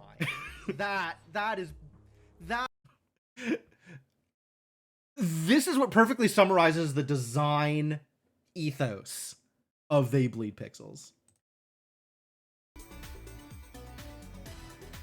Yeah. The like, oh, that's what it does. Of course that's what it does. Like, They Bleed Pixels, yeah, kind of, right? It's like the La Mulana of precision platformers. It doesn't have the, it doesn't have, you know, the gotcha puzzles, but it is, everything is perfectly situated to get you. And maybe, you know, most things will not get most players, but like, if you engage with a thing in the right way, it'll like lead you to this path where you just get got by whatever it is trying to get you with, and it like that lever, right? Like it's just it's so perfectly situated. I think the game is designed really well. It was a little hard for me. It was my impression by the end of it was like I didn't really want to bang my head against the difficulty level that it was providing. But it was an enjoyable ride up until that point for sure. Very cool game. That said, it's not going to top lists. Like, I would put it here probably. I think it's actually pretty close in my mind in terms of like the enjoyment that I got out of it between 7 Days to End with You and They Bleed Pixels. But like just like a couple of things here and there, the They Bleed Pixels not quite as high. Like I think it was missing some polish. I think it was designed in a way that's like a little bit of friction against what I wanted the game to do and what the game was actually doing. So it's like it's not quite as high as it could be if it was a slightly different game. But nonetheless, it's definitely good for what it's doing. You just have to really be into that kind of precision platforming. Yeah, cool game. All right. Next on the list, a bunch of stuff that I've already done, and then Indivisible. Indivisible shows up. So Indivisible, man. Indivisible kind of had the same problem as Chrono Cross, where there were just way too many characters to actually use them in meaningful ways. So you kind of found a thing that you liked and stuck with it. And you kept getting new characters to play around with. And at some point there's like character fatigue. It's like, yeah, I could do more with this, but I found a thing that works. And this thing doesn't seem to fit into that thing. So I'm not going to play around with it much in order to figure out whether it works. I think a part of that is also, I never really felt like I grokked the combat of Indivisible. Like, I understood how to press buttons, and, you know, you press buttons with a certain timing, because, like, the abilities combo together in order to get you more damage, more points, more whatever. But it never felt like I knew what I was building towards, and it never felt like I had a good sense of whether what I was doing was good. Like, I could tell where it was when, like, within a given comp, I was doing a more optimal or less optimal version of what that comp could do. And I had no idea whatsoever whether the best that comp could do was more or less optimal than any other comp or any other combination. As opposed to, say, Monster Sanctuary, where there's, you know, hundreds of mons, and I was perfectly happy whenever a new mon showed up to take the 10 to 15 minutes to look through their skill tree and figure out whether it aligned with a thing that I could do, or whether it aligned with a thing that I wanted to do with a different mon but didn't have the right tools to do, or like new comps that I could develop as a result. And like happy to do that in Monster Sanctuary, and that felt impossible to do in Indivisible. The platforming was fantastic. I loved walking around with Indivisible. I kind of loved the challenge rooms too. I liked that they added like DLC for challenge rooms, and then they had like combat challenge rooms, and I was like, I don't know that I want to engage with this at all. But the platforming was a lot of fun in Indivisible. I really liked the way that the progression worked in terms of the movement abilities that you got and how you walked around. Like, I thought that part was actually, like, the best thing that the game was doing. With a close second being the bewildering array of storylines and voice lines that the game was throwing at you with all the different characters. Like, I did actually really like engaging with the story for all the different characters and how the characters interacted with each other. And there just wasn't quite enough of that given how many characters there were. So that part was like a little bit of a bummer. Like, some of the characters didn't get voice lines for whatever reason, or weren't voice acted for their dialogue, even if they were voice acted during combat. And that felt like a weird decision. But yeah, I thought Indivisible was doing some real cool stuff. It was a lot of fun. Especially the platforming. The platform was real good. I really liked the platforming in Indivisible. The movement wasn't as like as clean and satisfying as Hollow Knight, but you got so many different abilities that the different situations that ask you to use those abilities in specific ways in order to move from one place to another was really, really cool. Just a lot of different options, and I liked that a lot. Probably put it like here. I think Indivisible versus Cocoon is another one of those, like, it's really hard to compare these two. But Indivisible did enough wrong in addition to what it was doing right that I feel like the level of potential it had that it's not living up to drops it down a peg for me. Like, really cool game, doing a lot of cool things, and in a situation where it didn't quite meet my expectations, kind of dropped it down a peg. I could just put them in S, A, B, C, D bins and not care about specific order. That's what I'm doing with the afternoon games, right? Like, I am putting them in ranking tiers rather than ranking them against each other.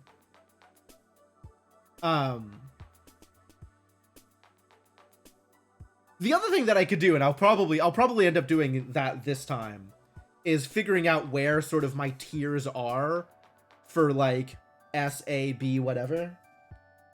And then have, like, dividing lines, like best games, good games, decent games, etc. Remind me to do that at the end, because that, I think, is also interesting. Maybe more interesting than the direct one-to-one rankings. Yeah, good game, Indivisible. Could have been better, but still a good game. Astalon Randomizer. Yeah, this is one of the randomizers that stood out to me as sometimes short and sometimes long. You won't be able to... Oh, okay. Well, I mean, that's what you get for being in the wrong time zone, Cryptomancer. Yeah, when I was talking about, like, randomizer length for, like, Inscription and for Blasphemous, you also get snow in this time zone. That's... Is that... Wait. Is that good or bad? Is that a positive or a negative? That feels unclear.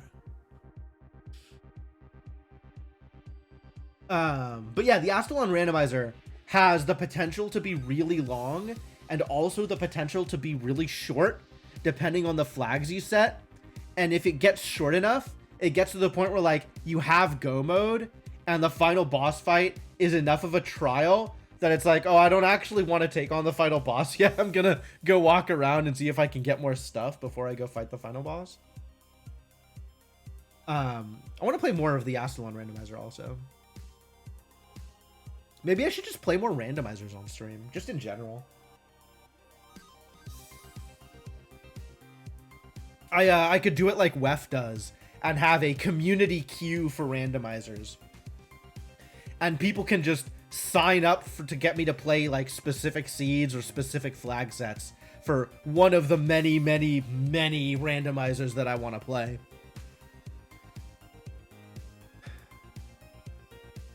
I think it's another case where, like, I would need a slightly bigger community in order to make that work. But that would be a neat idea. There are a lot of randomizers I want to play. More Against the Storm, more Tunic Rando. My Rando PB of 51 minutes. Nice. That's very cool. More Peglin. A lot of Indivisible. Yep, sure did play a decent chunk of Indivisible. Oh, Hades 2! My first Hades 2 stream. How precious. Throw them all in a YAML and let AP decide. Also true. Could very well do that. At that point, maybe I just put them all in a YAML and play all of them. And just do, like, my own personal async with all of them at once.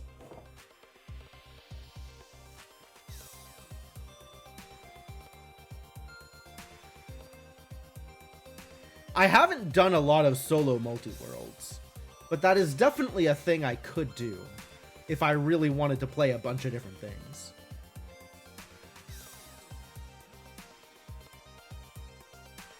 Anyway, Hades 2, absolute banger. Play Hades and or Hades 2.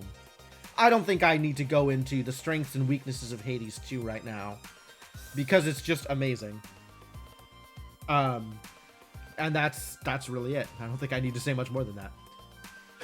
Dungeon Crawler. Wow, this game was wild. This game was really neat. I don't know how good it was, but it was sure neat. I think I wanted more out of it than it had. It might actually have more now, right? I think I played the demo at the time.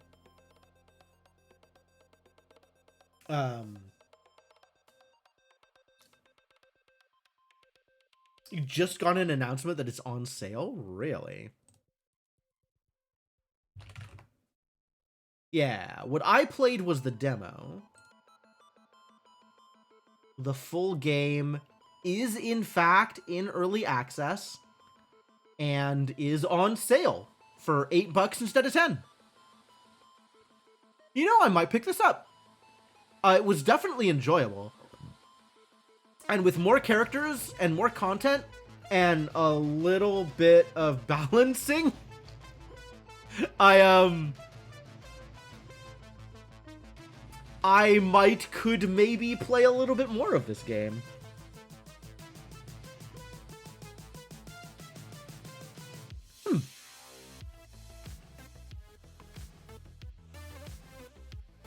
It does look like there's more content in it. And I think there are more characters and stuff.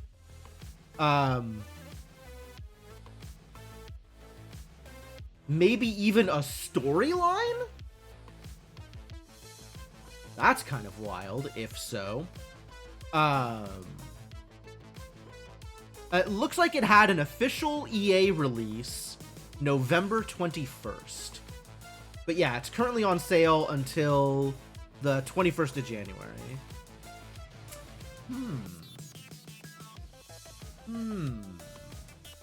Something to consider for sure. Yeah, Dungeon Crawler had some bugs in it when I played it, for sure. I definitely enjoyed some of the infinite scaling that it had going on. Although it was really absurd when you got a good build. Like, everything. You just steamrolled everything. Like, at that point, all enemies were a joke. And then you went into infinite mode, and the enemies were still a joke for, like, way too long.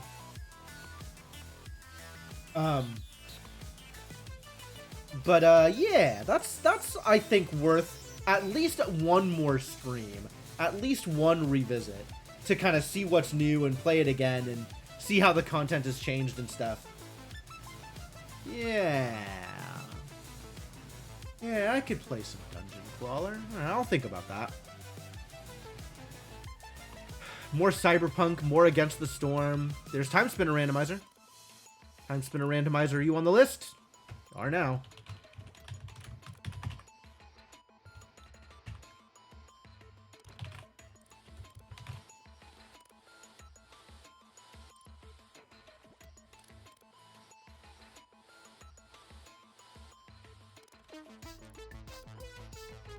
I guess I just played this for funsies?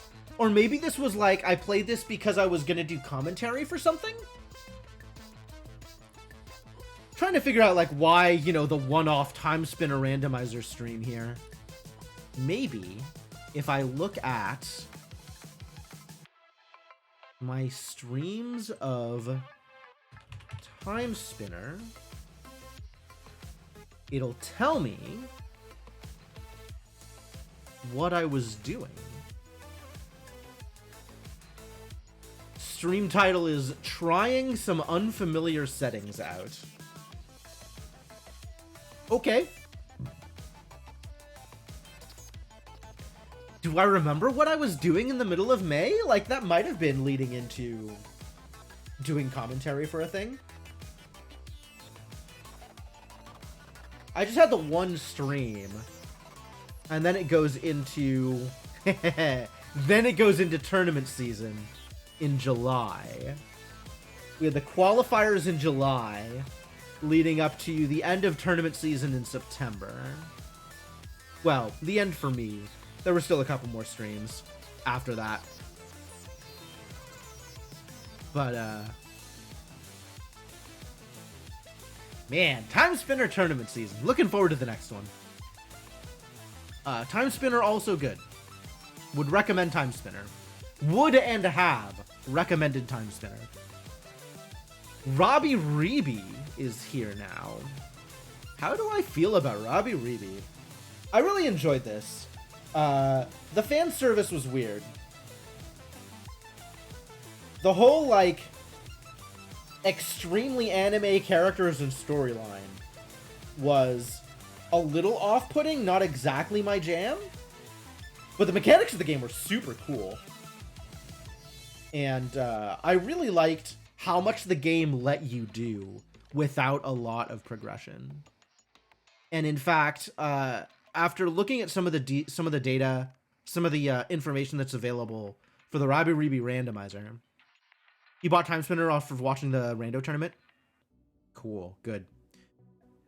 Definitely play it at some point. Like, I'm not going to tell you what to do with your time. But my experience with Time Spinner, both as a randomizer and as a vanilla game, were all fantastic. Just really, really good. Very enjoyable all the way through.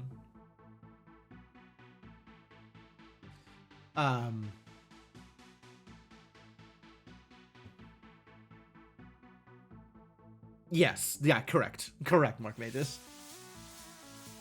I'm not going to say play it tonight, but put it on the list. Put it on the list.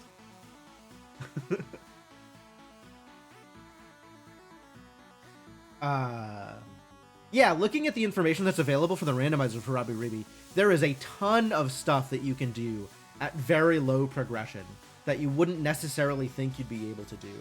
Like, there's a lot of options for things that, like, let you get a little bit of extra height or a little bit of extra distance in ways that are unexpected. And I think that's really, really cool. Some of it seems, is also intentional, since the game has, like, achievements for a low percent run. There's some very, very cool stuff going on with Robbie Reeby. I had a lot of fun with my playthrough of it. I wanted to play the randomizer for it, and I never really put it together to actually try it out, especially given, like, my lack of understanding of the logic of it. But at some point, I really should give that a shot. Maybe that'll go on the list. You know what? It's going on the list.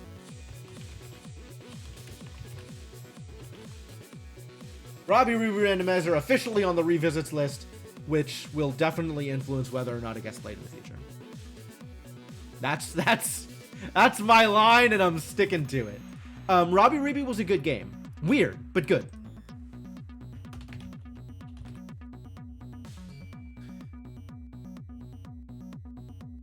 I'm actually, like, comparing it to things on this list, and I think Robbie Reeby and Indivisible is very close. Which actually, this needs to be here. These two feel very close in terms of, like, how much I got out of the game, how good I felt the game was.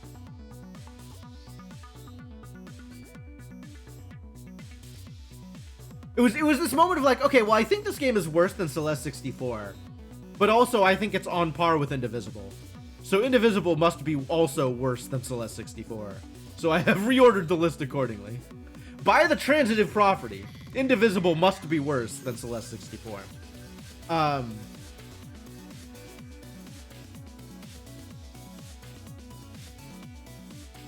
Indivisible has a lot going on, though. Like, Indivisible, they're just such different games.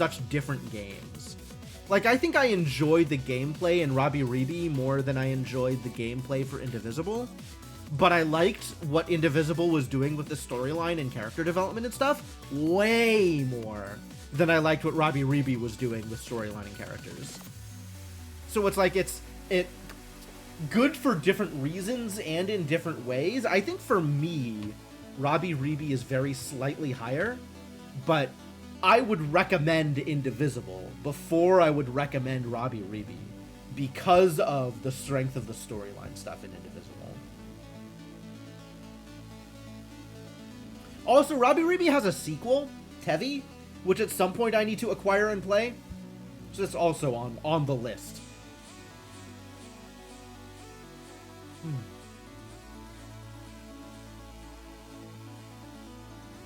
Good stuff. Robbie Reeby, good stuff. Way of Rhea.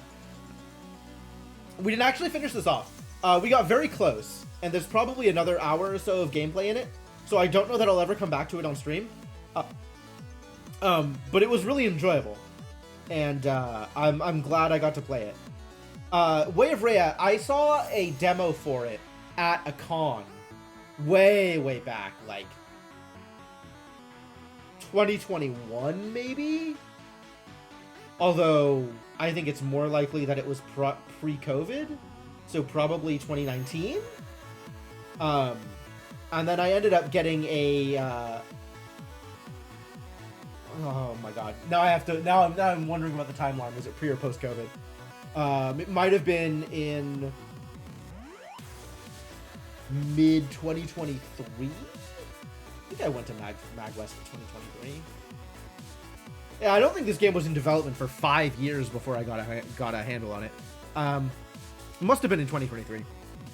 But yeah, I caught the dev doing demos of it at a con, and gave my email address. So once he kind of finished it and put it online, he gave me a key to play it. So that is how and why it got played when it did. There's not quite enough content, I don't think, for me to come back to it and play more of it on stream. But it was an enjoyable puzzle game for what it was doing. I really liked it. I think it's kind of short. But that's helpful, you know, short and sweet, right? The character that, honestly, the thing that brings it down the most for me compared to other games is the character's walk speed is kind of slow. And I feel like it could use a little bit more like visual polish, but I'm really hesitant to hold visual polish against it because the puzzles are good, the mechanics are good. So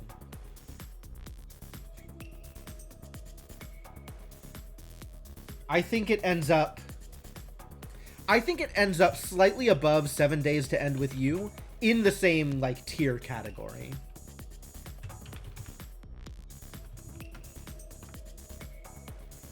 Yeah, good.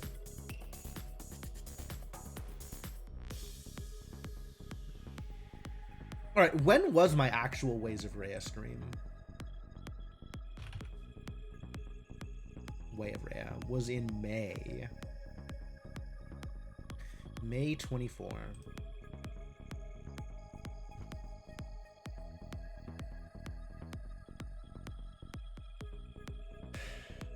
It's a sign of how long it takes me to go back and actually make VODs of things. Robbie Reeby, Hades, Cyberpunk, Tournament Qualifier, yep. Spell Strife! This game was cute.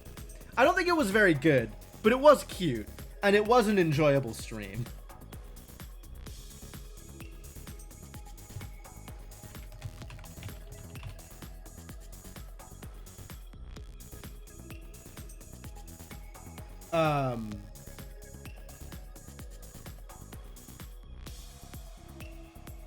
Yeah, this was the game that was like the Boggle roguelike, where you spelled as big a word as possible using Boggle mechanics to generate a monster that would attack the opposing team across like a couple of different lanes or whatever. So less roguelike and more something else. Yeah, it was fun. It was interesting. I don't think there's that much to it. Like it didn't seem like I was going to be getting much deeper into the game, or it didn't seem like there was that much deeper into the game to get. Like it didn't seem like there was that much depth to the game, that much content. But it was enjoyable for a stream. So not bad. Spell Strife, not bad. Okay game. All right, we've been going for about 2 hours, and we have hit roughly the midpoint of the year. So this seems like as good a time as any for me to take a quick break, and I am going to do that thing. So, break screen is go. I'm going to go get water, go to the bathroom, and when I come back, we'll start talking about Animal Well, which, damn. So, stay tuned, and I'll be back in a bit. Thanks for hanging out.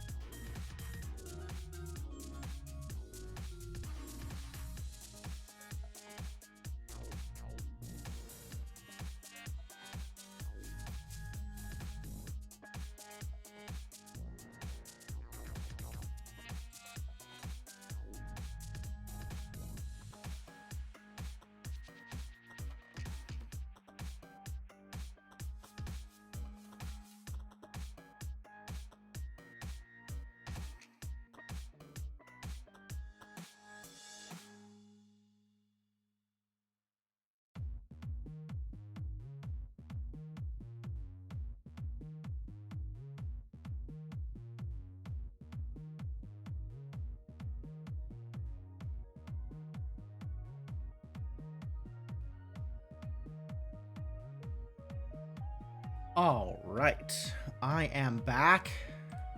Let's keep this going.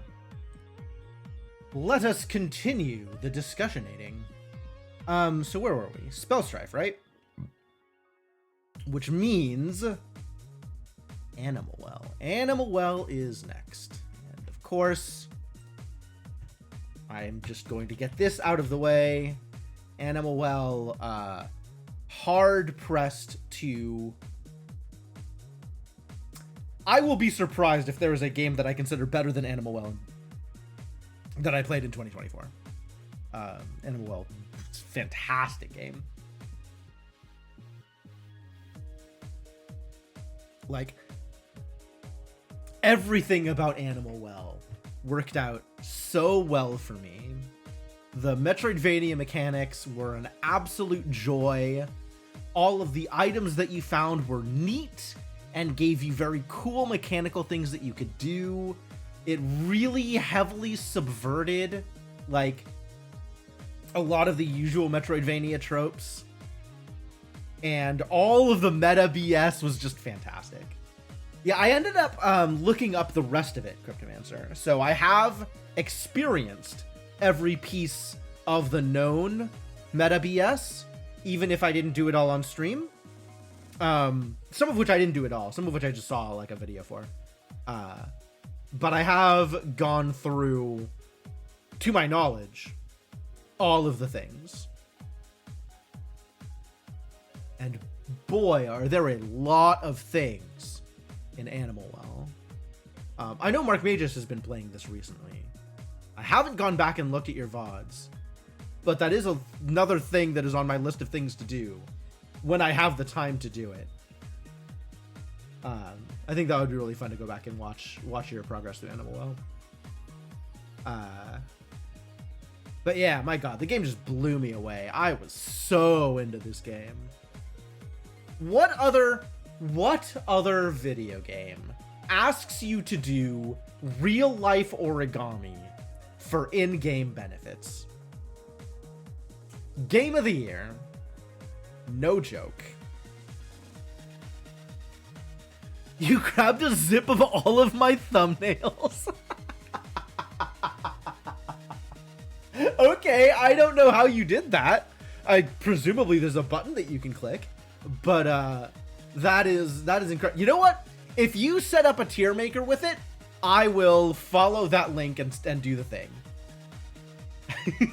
If you give me the link to follow, I will engage with that tier maker. That would be an easier way to go through some of this stuff. But that's that's cool. That's cool.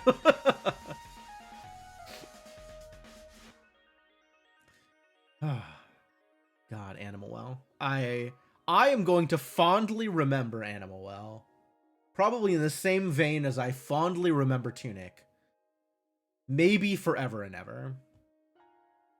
Also, Animal Well has a randomizer in Archipelago, and I should play more of that, because that's a lot of fun.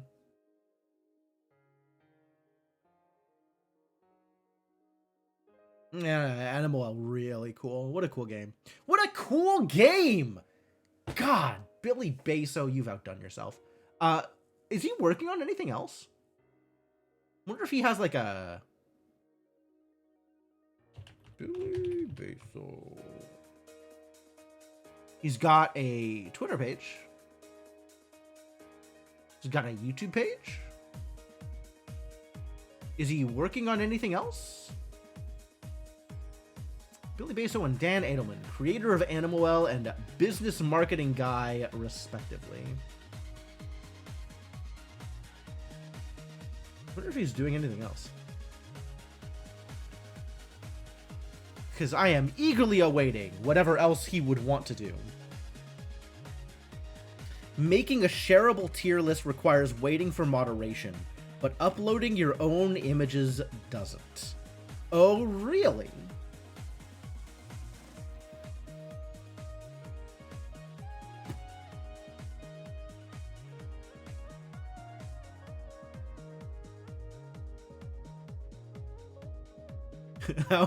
I've never actually set one up before. How Tier maker. Is it just tiermaker.com? Create a tier list for anything. Ultimate anime waifu tier list. Yeah, of course. Of course. Search if the template already exists. No, make my own. Well, I don't know that I need to make my own template. Right? A template is just like this SABCD stuff.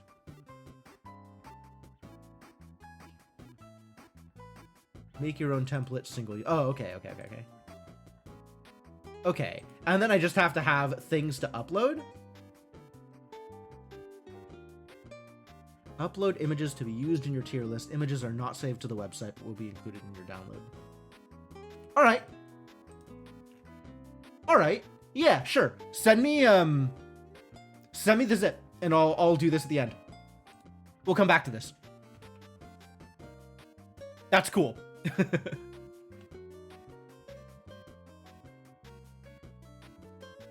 Yep.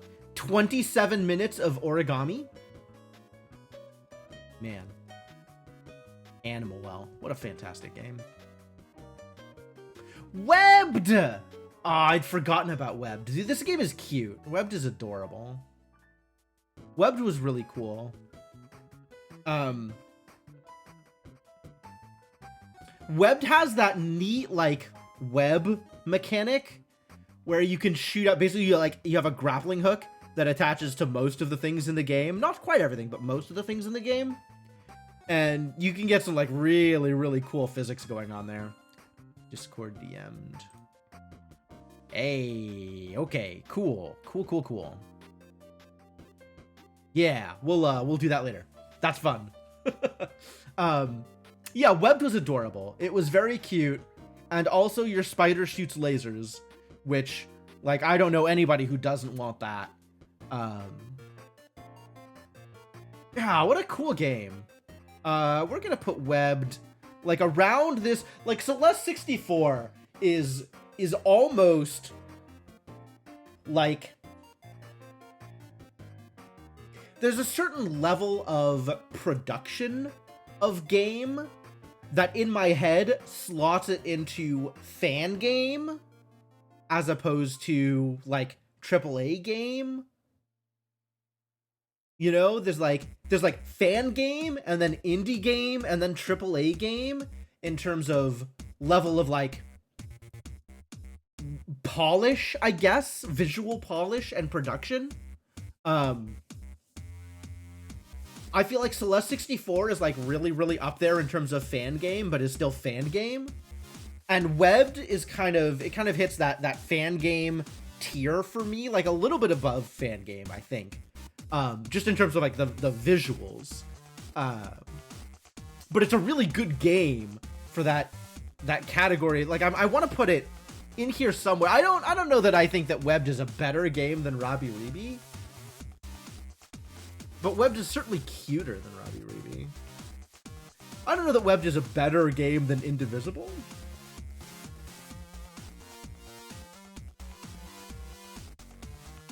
I might actually say that Webbed was a better game than Indivisible for me. Webbed had a lot of really cool stuff going on. Yeah, we're gonna put it in here. This is definitely, like, it belongs in this tier, and I don't know where in this tier it belongs.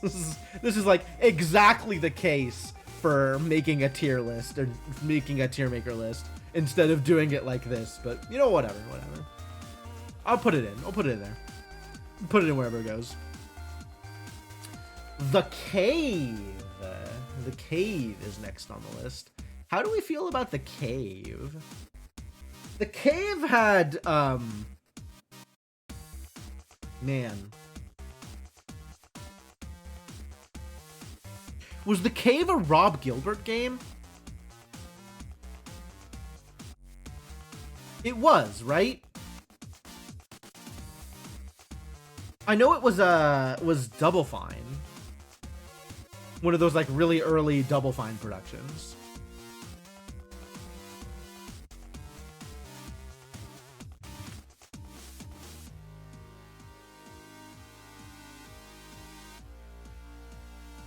Yeah, it says Double Fine Productions. I don't know that it says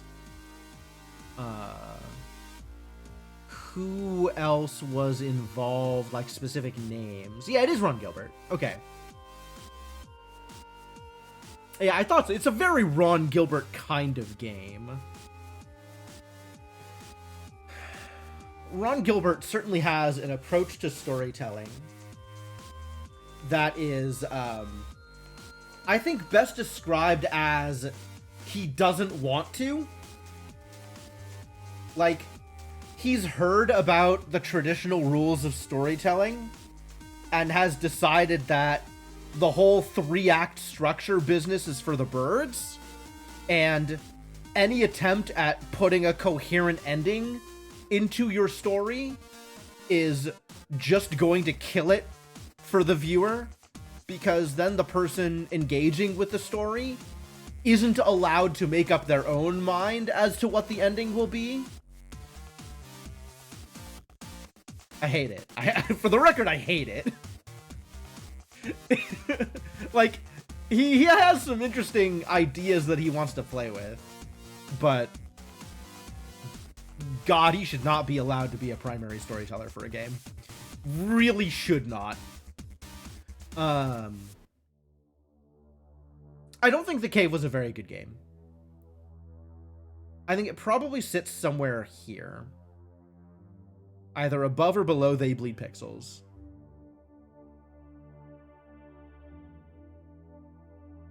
I think I had a lot of fun with it, but the sheer Ron Gilbertness of it definitely knocks it down. Like, it's one of those things where you can enjoy where a game is going, and then when it gets there, you end up disappointed, and it kind of colors your impression of the rest of the game. Like, even the parts that you enjoyed, you suddenly feel like you enjoyed it less because of how it ended, because of where it ended up. And I feel like that happened to me with The Cave.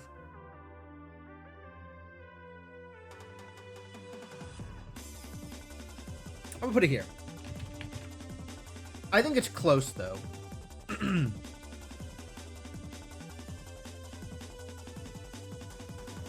I think it's not niche in the same way that They Bleed Pixels is niche, but I do think that the community that would enjoy it greatly is about as small as the community that would enjoy They Bleed Pixels greatly. Mass Effect 2. Oh my god. How do I rate Mass Effect 2? This is going to be difficult. Definitely better than Mass Effect 1. I wonder what I did with Mass Effect 1. How did I rate Mass Effect 1? Was Mass Effect 1 even on any of my retrospective lists? When did I play it? Ah, yeah, okay. I played it in 2021. And I put it kind of middle of the road. Sure. Mass Effect 2, I think, is a better game than Mass Effect 1. Probably somewhere up here in this range. I don't think it's an absolute banger. I do not think it is one of the games of all time. But I definitely appreciate what it was doing and how well it was doing it. And you know, there's something about the kind of engine production you get on a game like that, along with like the graphics and the immersion and just like the amount of effort that goes into a game of that size, right? That carries a weight all its own.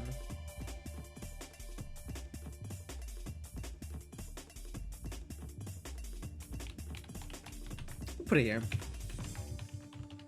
It's close. It's close between Celeste and Mass Effect 2. Or Celeste 64 and Mass Effect 2. Like, I'm kind of knocking Celeste 64 down very slightly because of the fan game vibe I get from it. Because of how sort of unfinished it kind of feels. And that lack of polish. Which, I mean, makes sense, right? You know, Celeste 64 is something Maddie knocked out on a whim. As opposed to, you know, something that has the polish of Celeste, something that has the polish of a AAA game. So it suffers a little bit in that respect, just as the sort of the overall gestalt of what the game is. But this still feels very close. Like, this, I think, could be either way. Waiting for moderation thing was a lie. You do not appear to have link privileges, Garrett. And I haven't tweaked the moderation settings in order to let, like, I wish the moderation settings existed that would allow me to just let anybody who's subbing post a link. That would be good enough for me. But apparently I have to, the level of granularity there doesn't exist. Given that you are not a mod, the only thing I could do is VIP you. And I have not engaged with VIP at all. It exists, and I don't do anything with it. You DM'd it? Excellent. Oh, man, this looks so good. Oh, this is cool. Yeah. We'll play around with this. All right, that means I can close the other tabs.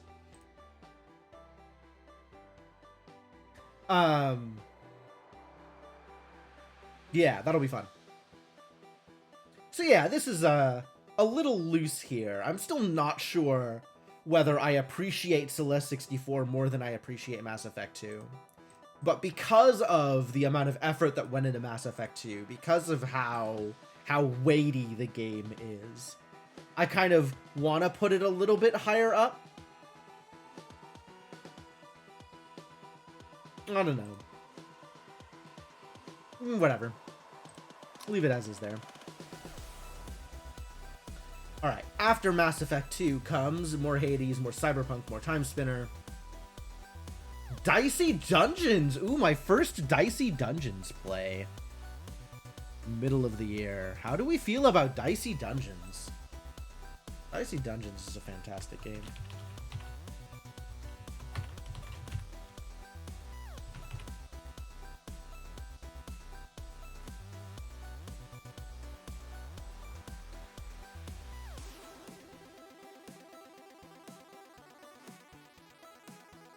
Create a Jim the Eternal 2024 retrospective tier list.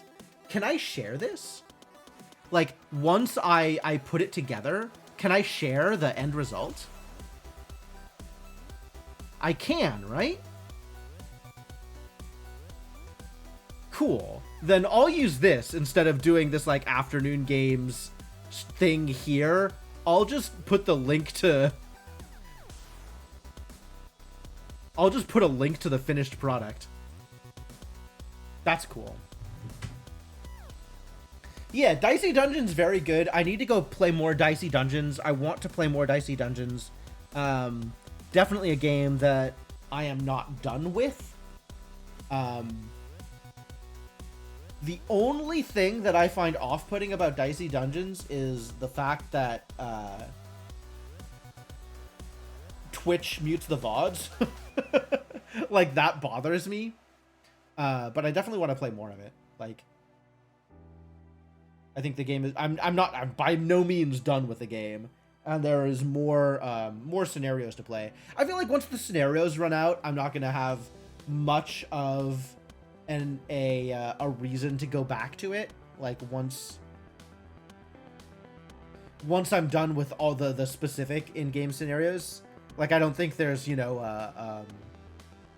a one more run to Dicey Dungeons that I'm gonna be like, oh yeah, no, I want to keep playing it regardless of all this stuff that I've already done. Like, I don't think there's going to be more stuff that I'll want to do in the game. As opposed to something like, you know, The Bazaar or Once Upon a Galaxy, where it's just like, yeah, I'll just fire it up and play again. Like, there's definitely other roguelikes where no matter how many times I go through it, there's more there. There's something else to do. There's like, you know, things will come up in a different way. That'll be like something different about a run, and that'll want me to start it up again. And I feel like Dicey Dungeons, once I get through the scenarios, there's not going to be anything like that. But maybe I'm wrong. I guess I don't know for sure. Maybe I'll find out once I get done with all the scenarios, which I am planning on doing. I am still planning on getting through all of the scenarios for Dicey Dungeons. But yeah, cool game. Very cool game. Isles of Sea and Sky. I really like this. This was a very cool puzzler. This was on par with something like Steven's Sausage Roll for me. I really liked the way that the mechanics of this game works. Block pushing puzzles are always a little bit weird for me. Like, they're not my favorite kind of puzzle template to work from. But Isles of Sea and Sky had just so much cool stuff that it was doing around the default gameplay of pushing blocks around.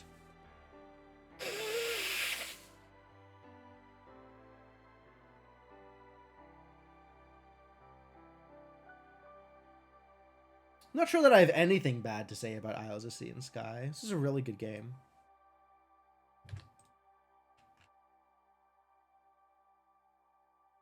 Just really good, really well put together, really satisfying to play.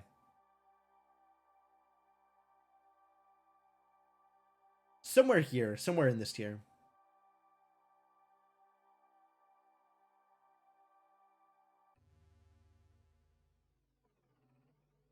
Do I put it above Celeste 64? Never pulled the trigger on it, but it caught your attention. Yeah, that's kind of where I was at for the longest time, Kamikaze. Was like, I saw the game came out, and I was excited about it, and then I never quite came back to, like, I never quite worked up, not going to say the activation energy, but, like, I didn't pick it up when it came out, and I never quite circled back to it, I guess, is the way I want to phrase that. Until way, way later. Was it a gift? Did somebody gift it to me? I don't even remember. How would I find that out? Hang on. I have a way to figure this out.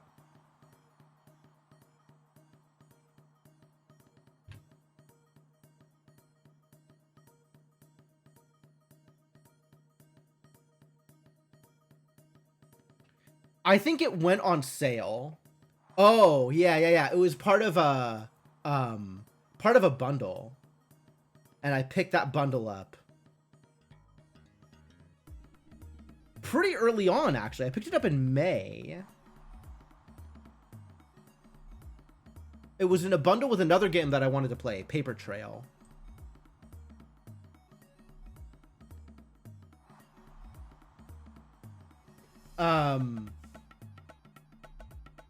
It wouldn't have surprised me if you had been the person who bought it for me, Garrett, but I think I bought it for me because it was in a bundle with another game that I wanted to play. And like I had already identified that it was a game that I wanted to play, and then seeing it in a bundle with this other game was what I think finally made me actually pick it up and put it onto the schedule. When was it actually played?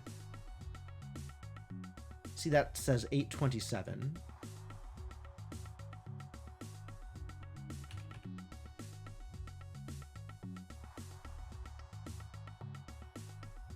Hello, button, press button.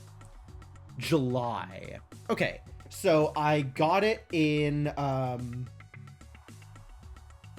I ended up picking it up at the tail end of May, and then finally made it to on stream a month and a half later, which, that's actually pretty good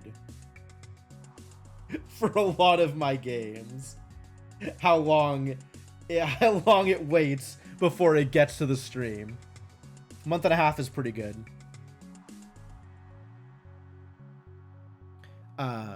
Yeah. It was one of those games that was like, I knew I wanted it, and I just hadn't picked it up, and then seeing it in the bundle was what clinched it for me. I too am glad that I played it. It's a very good game. I think it probably goes about here.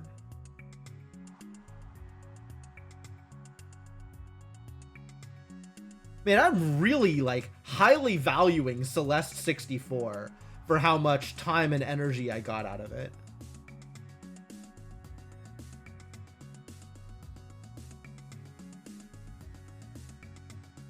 Like, I played 2 hours of this game, which admittedly was the entire game.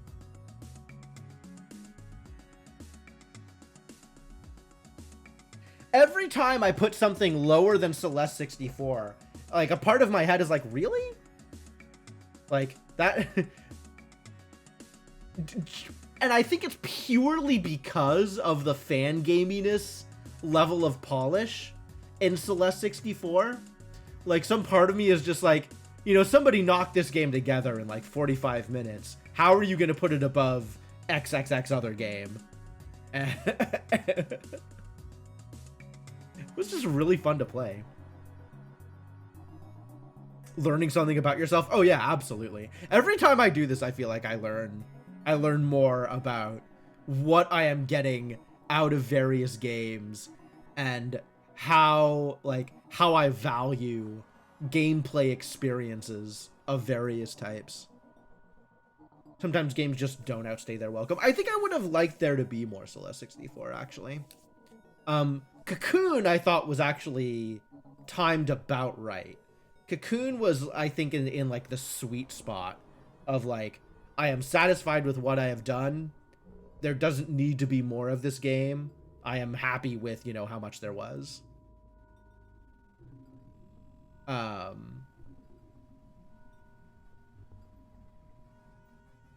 Celeste 64, I think there could have been a little bit more of, and that would have been good. But it was also like, once you got done with it, it was a pretty good stopping point too. If Cocoon had ramped up faster, would I have wanted it to get trickier? Maybe. Maybe. I think it depends on what kinds of puzzles it would have added. If it had gotten trickier, like how the puzzles would have changed. Because the puzzles ended up having a certain level of complexity and depth to them that I thought was well positioned for the game. Like, if it got trickier within the context of sort of the recursion kind of worlds within worlds and navigating that, I think would have been too much. If it was like single screen puzzles that got a bit trickier, then I think maybe that would have been good. And it might also have used like a little bit more trickiness in the like post-game pseudo ARG thing it had going on.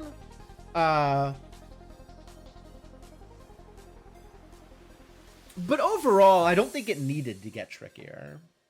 I would have liked it to ramp up quicker, but I don't think it needed to get much trickier than it did.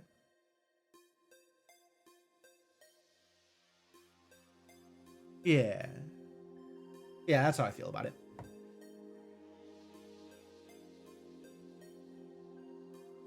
Yeah, this game was a blast. Owls of Sea and Sky. Real good. Alright, what's next on the list? This is all stuff that I have played before. A little bit of Arena. We played a little bit of Magic this year. Alright. That's not bad. I'm not going to try and rank MTG Arena. But I will put Bloomborough Limited here on the list of things that we did and could do more of. I mean, Bloomborough's long gone at this point. Duskborn also long gone at this point, and I think I enjoyed... I think if Duskborn were still around, I might think about doing some Duskborn Limited. I'm not particularly excited about doing Foundations or what's the other one that's out right now? Pioneer Masters? Nothing that's out right now really speaks to me in terms of like I really want to play this on stream. Maybe future sets, but I don't know. I think there is always an open window for Magic the Gathering to come back, and I don't think it'll ever be like a major part of what I'm streaming, but I'm happy to come back to it every once in a while. Once Upon a Galaxy got streamed. I'm still playing this game. Duskmourn was good. Was surprisingly good. Yeah. Everything I've heard about Duskmourn is that it was better than people were giving it credit for in the beginning. I only ever did one draft of Duskmourn, and I played White-Black, and I had what I thought was a really good Reanimator deck, and I got steamrolled. I think I went like 1-3 or 2-3 in that draft. I think 1-3. I think I went 1-3 in that draft, and I was like, oh, but I didn't... My deck was so good. Why didn't it do the thing? And what it sounded like is just the Reanimator deck, despite feeling like it could do things, wasn't very well positioned in the format for whatever reason. So it just wasn't a good choice, despite feeling like I got all of the pieces I needed to make a good Reanimator deck. Which is a bummer, because that was a really cool thing to do in Limited. But yeah, I did that one stream and I was like kind of disappointed, and then I never went back to it before the format disappeared.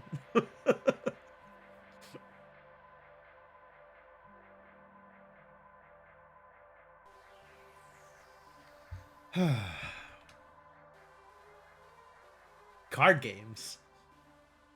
I'm a fan. So yeah, Once Upon a Galaxy has actually been very enjoyable. I am still playing it, and likely will continue to still play it. I'm not sure when I'm going to set aside the time to stream it again, but playing multiplayer Once Upon a Galaxy has been a really good time. So that's also a thing that I could come back for and do some more streams of. That's been enjoyable. Maybe when the next Battle Pass hits and they start releasing some more heroes again. Like, I have plenty that I can do with it. There's a lot of progress yet to be made. I have a lot of unlocks I still need. Maybe I think that's it. I think I'm probably not going to be streaming it until I have more of the stuff unlocked so far. Like, I feel like I need to have more of the content in order to be able to play the game at the level I want. And that's, like, I think the threshold that I need to be at before I'm willing to stream it again. 28-year Magic veteran. Damn. Alright. I could not tell you how many years I have been playing Magic. I'm kind of the same way, though. Like, not as much into it anymore. Like, my interest in Magic goes up and down, up and down. Right now, I'm a lot more into Grand Archive, just by virtue of that being the game that my friends are playing. Started in Ice Age. Yo, that's cool. I actually started in Antiquities, so I've been playing a little bit longer than you have. Yeah, I'm definitely in kind of the downswing for Magic the Gathering, just because of there's so many other things that fill that niche for me, that are an enjoyable puzzle of deck building and whatever else I'm getting out of Magic the Gathering. I feel like I'm getting everything I need to be getting out of Magic the Gathering out of other things in my life, and Magic the Gathering is a bit expensive as a hobby, and also like a bit hard to I have found is a bit hard to devote the time I want to it. Like, you know, the kinds of things that you could be doing with Magic is like, I could be playing Commander with my friends, I could be playing Limited or Constructed on Arena, I could be going to FNM, and it's like there's all these different things that I could be doing, and I think the thing that I want to be doing with Magic is play like somewhat competitive Constructed, and there's like, I just don't have the group to do that with. I don't have the people to really do that with. And sure, I can, you know, buy a net deck and then show up at FNM and play. And that's not like exactly the experience I want out of it. Like when I was really into Magic, I was going to Grand Prix and stuff with my friends, and I'm not part of that same friend group anymore, so I'm not getting, like, I don't have the option of getting that particular experience. So it's kind of fallen a little bit by the wayside, and I think in order to get back into it, I would need to have friends that were into it at that same level. And like, I have friends that are willing to play Magic, happy to play Magic, but like Commander doesn't catch me in that same way. And you know, going to FNM for Limited is like, I'm still in a world where I don't want to spend too much time out of the house. Like, I don't super like going out in public, so FNM is a hard sell. And doing like drafts on Arena it doesn't have the same appeal. It's not as fun as like holding the packs in your hand. If you end up closer, you still would not be playing competitively. I understand. I understand. But yeah, also like right now I have Grand Archive, and I am pretty deep into the competitive Grand Archive scene, and that's been really scratching that itch for me. Like being able to talk to people about competition, being able to brew, being able to help people with playtesting, and then also like I'm getting to do commentary for it, which like trying to break into commentary for Magic the Gathering would be so difficult. Like, I do not have the friends that I need. I do not really have the opportunities that I would need in order to try and break into doing commentary for Magic the Gathering. So the fact that I'm like, the fact that I have been given the opportunities to do commentary for Grand Archive, and that's worked out well, and that I'm actually like one of the people who does commentary at a high level for Grand Archive, like this is exactly where I would want to be with Magic, and it would be so much of an investment.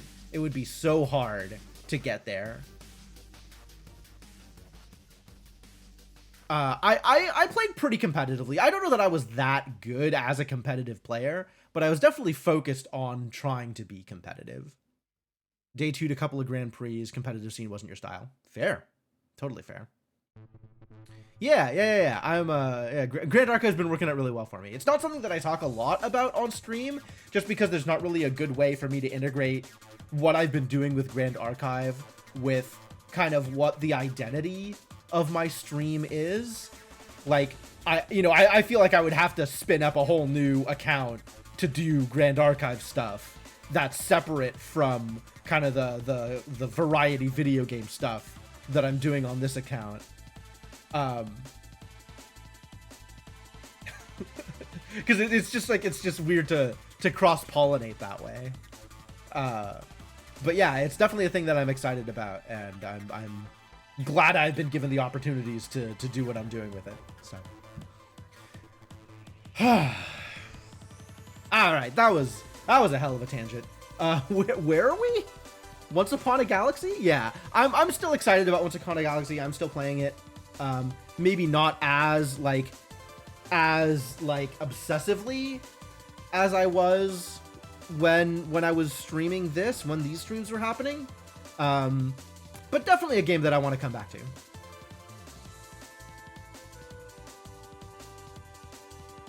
Dark.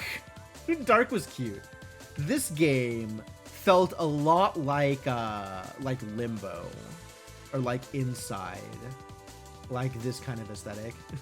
You're welcome, Kamikaze. I mean, I'm always happy to geek out about random garbage. So this feels completely appropriate for who I am and what I enjoy.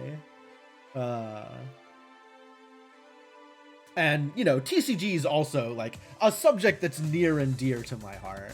I have played, like in high school, I played like 5 or 6 different random TCGs, none that I like actually played with any level of seriousness other than Magic, but like, you know, I've still got a Pokemon deck. I've still got a, what are they calling it? Vampire the Eternal Struggle. I can't call it the original name anymore. I still have one of those decks lying around. I have like a Star Trek TCG deck.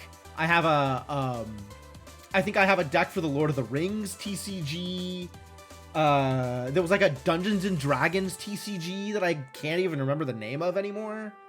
Spellfire, that was it. Like, I have these random decks lying around in, you know, various corners of my room. I have the, yeah, exactly, Kamikaze, you know what I'm talking about. I have the, like, a long box with just a random deck for each of the various different TCGs that I, you know, spent like 2 months of my life thinking about very heavily and then completely forgot about afterwards. But yeah, TCGs are cool. And I think a lot of what I got out of TCGs I've been getting out of other deck builders, like, you know, Slay the Spire, Peglin, like these kinds of games do a lot of what I'm looking to get out of from TCGs, so I'm not as obsessive as I used to be, because I'm getting that itch scratched in a way that is easier to engage with. But like, I played those games a lot, and a couple of friends that you know, every time we'd go to the card store and be like, oh, is this a new game? We should try it. It's like, okay. Most of them were very bad. Most of them were not good games, but definitely enjoyable to mess around with. All right, yeah, so Dark. This game is cute. It was not long. Like, you know, 3.5 hours was the entirety of the Dark gameplay. This is a game that I think I picked up in a bundle with something else that I really wanted to play. Creeks? Maybe Creeks. Got to do a few TCGs. Worked for R&D for a local card game. Oh, that's cool. Tried to work in the industry, never found a home. Yeah, I feel like that happened to a lot of people. A bunch of the people that I used to play Magic with right when I got out of college actually made it pretty deep into the Magic community. Like, one of them I know is working as a designer now. One of them, I think, was in like the Great Designer Search a couple of times, but never turned that into a job. One of them is Toby Elliott, infamous level 5 judge. So it's like, there were some very serious gamers in my play group.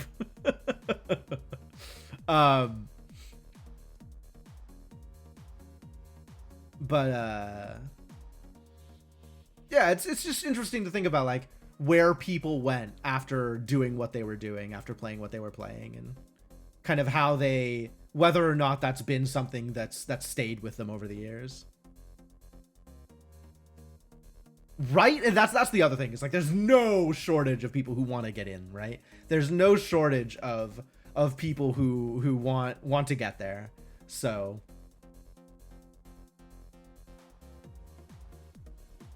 it's just difficult.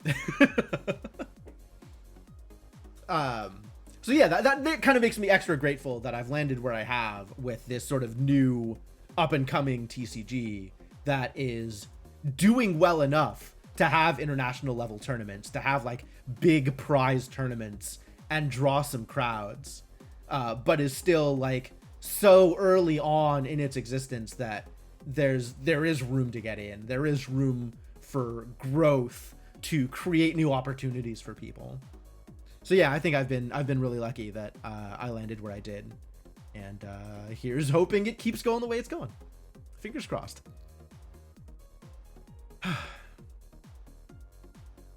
What do I do with Dark? I think Dark wasn't that good of a game. I hate having to say that. I hate having to say that out loud. Like, people put, you know, blood, sweat, and tears into all of these games, and I enjoyed parts of it and didn't enjoy other parts of it. It's like, it's so hard to take this work that somebody sunk all of their effort into and be like, actually, it's not that good.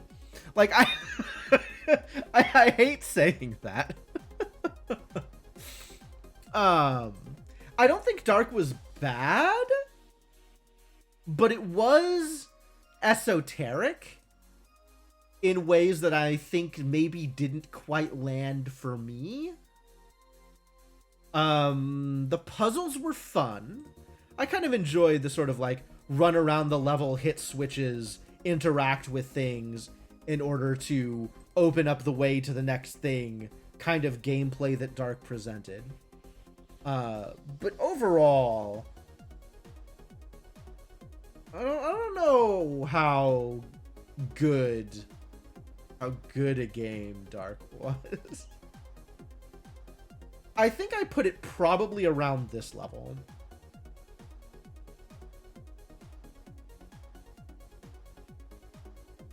Wow, really just shitting on Thief of Thieves, aren't we?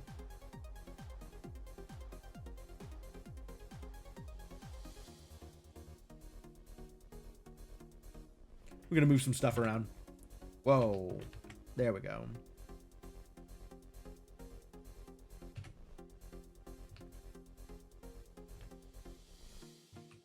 Something does have to be at the bottom. You're right. But I think that thing is not Thief of Thieves. It's another one of those, like, I feel bad for the amount of effort that clearly went into the game. So I don't want to just... I want to bring it up on the list because I see the potential in it. Because I think that other people might appreciate it more. I'm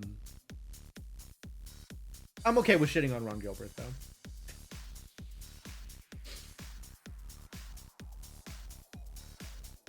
Yeah, I think that's where that is. What's next? Lingo! Lingo was fun. There's still a bunch of Lingo that I could be playing right now. But, level 2 got hard. Level 2 got way harder than anything else. And that is difficult to bring to stream, is where I am at with Lingo. Like, every once in a while, I feel like, oh, I want to spin it up and see if I can get anywhere. Like, bang my head against some random problem that it's presenting. But I don't think I want to do that on stream. Because it's hard enough that it gets to the point where I feel like the danger of people coming in and trying to tell me answers, trying to tell me how to play, trying to give me direction, it outweighs the joy and experience I will get from playing Lingo. Lingo randomizer? I don't know what that changes. I actually need to look into that.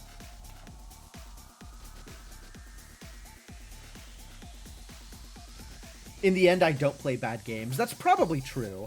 This year, I think, there has not been bad games at the level of some of the bad games that I have played in previous years. I certainly have played bad games before.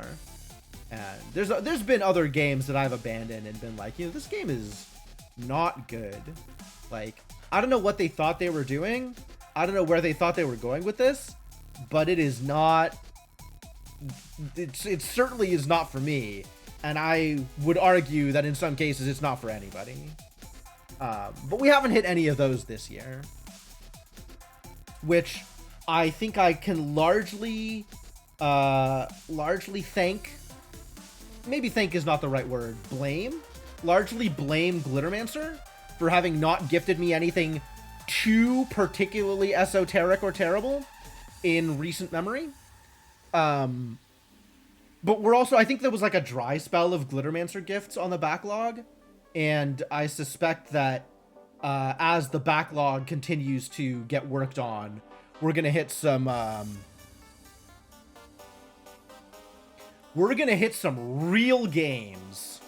We're going to hit some wild games as the backlog continues.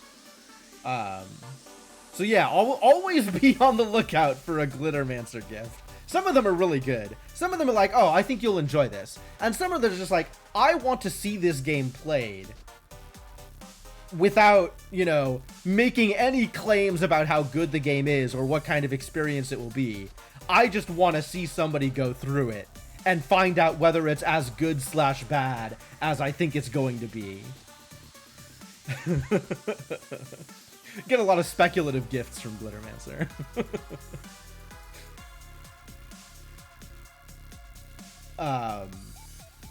So yeah, that'll be interesting once we get there. Lingo, though. Back to Lingo. Bringing it back. I really enjoyed Lingo while I was playing through it. The guinea pig gift game?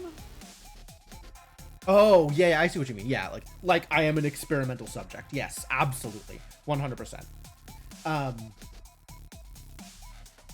I really enjoyed Lingo when I was playing through it. It had, I think, probably the worst out of any game for backseating so far. Like, I think people really wanted to talk about answers in chat in a way that has not been true of almost any other game that I've played. That said, I did have a really good time with it. Until it got to the point where I wasn't. Until it got to the point where it was like just a little bit too hard to keep the momentum going on stream. So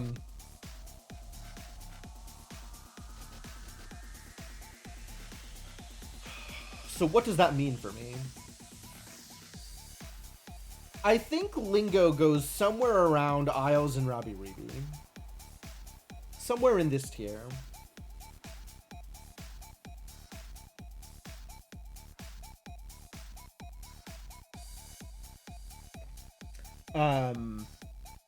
It's got that like extremely indie, almost fan game level of kind of visuals / engine, which I think stops it from being like where Cocoon or Mass Effect is.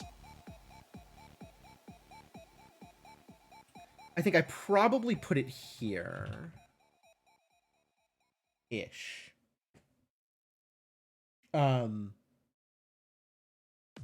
But yeah, the puzzles in it are very cool. Like, I really like the approach to word puzzles that Lingo brings. I could maybe have done without some of the antechamber shenanigans, but that also sort of had its own je ne sais quoi that it brought to the table with that.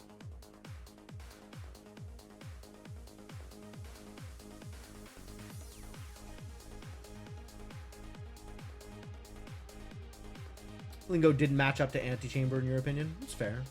I feel like Lingo had... Yeah, so the Antechamber stuff that it was doing was not at Antechamber's level, and certainly didn't approach it with the same level of...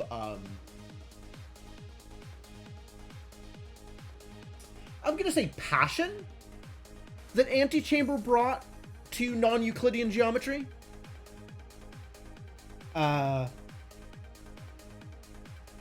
Like, that is a lot of what Antechamber was about, and it made itself felt.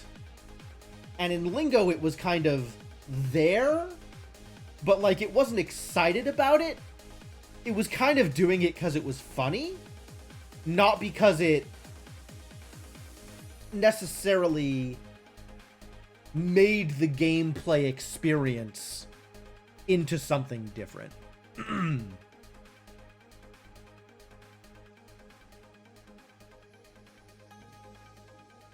And I think that's part of what keeps Lingo out of the S tier for me, is,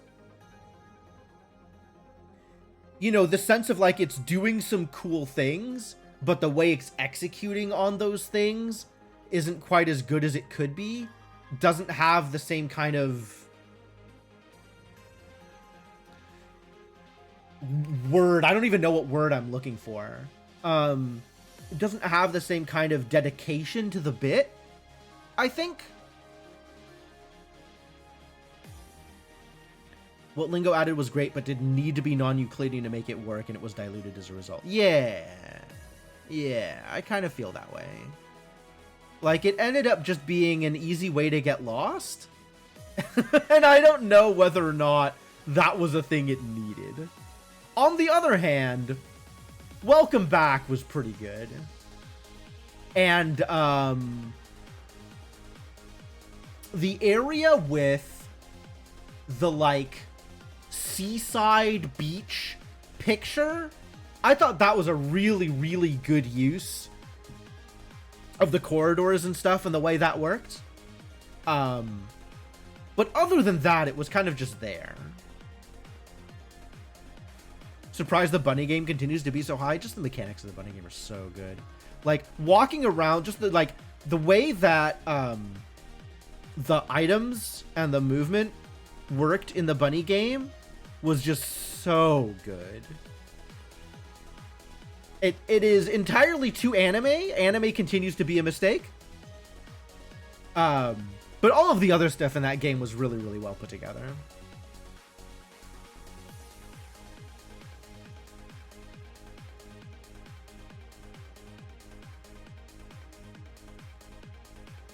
Like, this might deserve to be a little bit lower, but it's one of those things where, like, the things that it did good are the things that I wanted it to do good, and the things that it did poorly were things that I felt are kind of ignorable. So,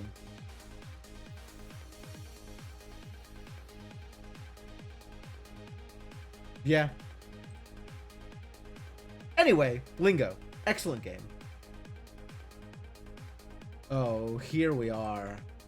Talos Principle 2 DLC. Wait, when did I play Talos 2? Was it in 2023? Was it that long ago?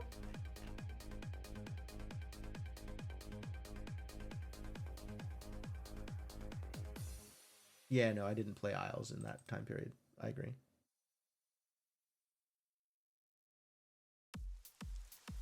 It was.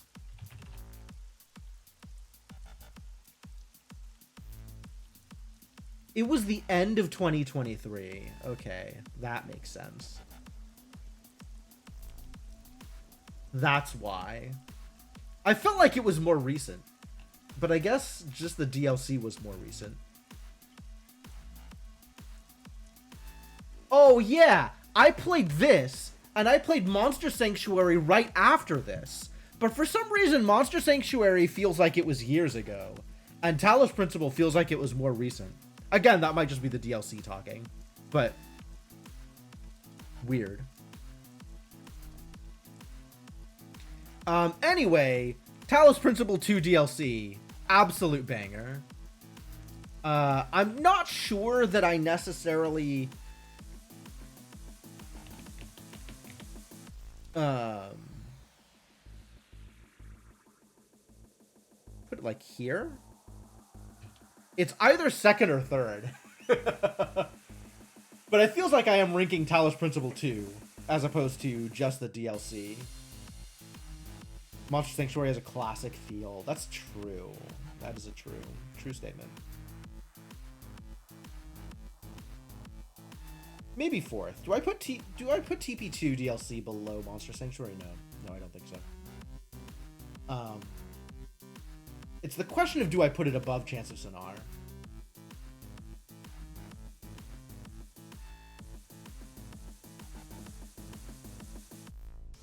I think I do, but it's close. And that's more on... Whoa. I'm copying and pasting this. This is long. Control-C. Control-V. I think Talos Principle 2 versus Chance of Sonar. This ranking is more about what Chance of Sonar did wrong than it is about what Talos Principle 2 did right.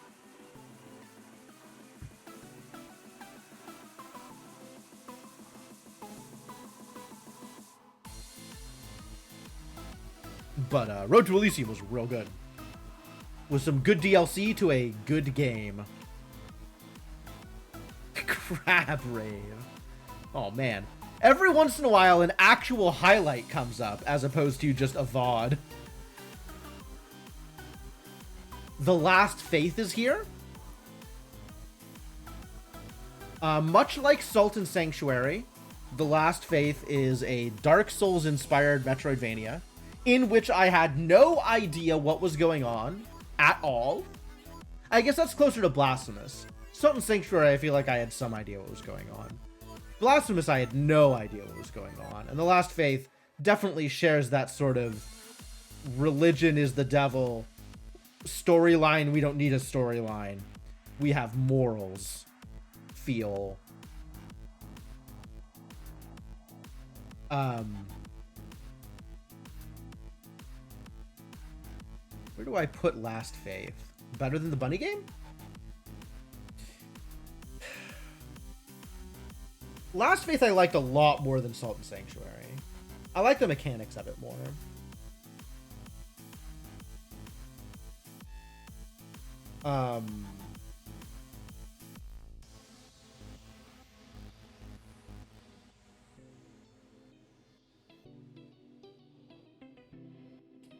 But it also had a lot that was like, why is it doing this thing that it's doing? I had a lot of questions for that game. None of those questions were answered. I had a lot of questions for Last Faith, and all of them went unanswered. But it was overall a very polished experience. And I think on a mechanical level, it was very solid and very enjoyable. I think maybe it goes here. Something like that, maybe.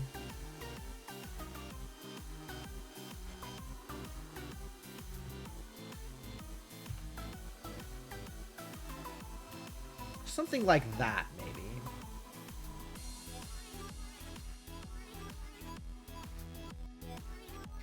Every time I put something in, I'm like, oh, wait, but it can't be, like, I feel like this game is better than, it was this situation where it was like, I had this sort of webbed indivisible ranking going on here, and then I was like, oh, but I feel like The Last Faith is better than webbed and worse than indivisible. So how can that be if indivisible is below webbed? So I gotta move them around again.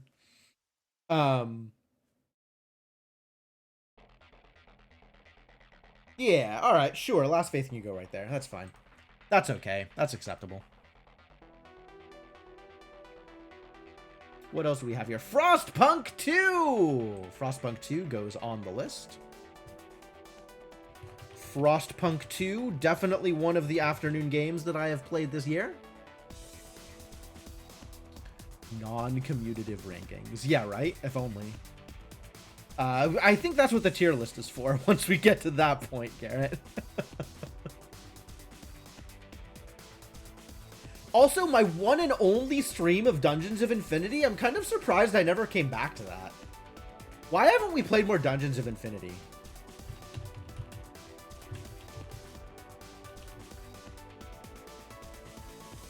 I gotta play it while it's still a real game, before it gets C&D'd out of existence.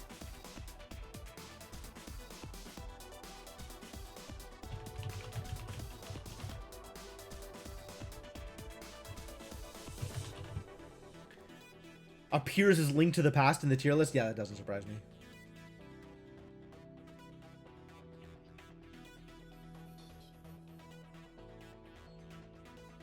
Yeah, okay, that's fine. That's A-okay.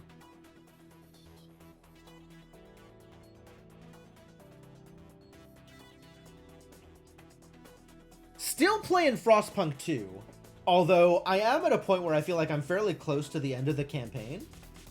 I definitely want to play more of it. I don't know that I'm going to want to play more of it once I finish the campaign, though. Like, Frostpunk 1, I definitely felt like, oh, I really want to dive into the nitty-gritty of this and do more campaigns or play Endless or whatever. And I'm not sure that I'm necessarily going to feel the same way about Frostpunk 2 once the campaign is over. I know they're working on DLC and, like, additional scenarios and stuff for it. Maybe once those come out, I'll feel different. As it stands right now, I definitely want to get to the end of the campaign, and I guess we'll see how things feel at that point. Anyway, Dungeons of Infinity. I love the Zelda roguelike. I love the Zelda roguelike. I'm so happy that Dungeons of Infinity exists. I hope it continues to exist, and I want to play more of it. And I am a little baffled at myself that I haven't played more of it. I don't understand how that happened, but it is what it is.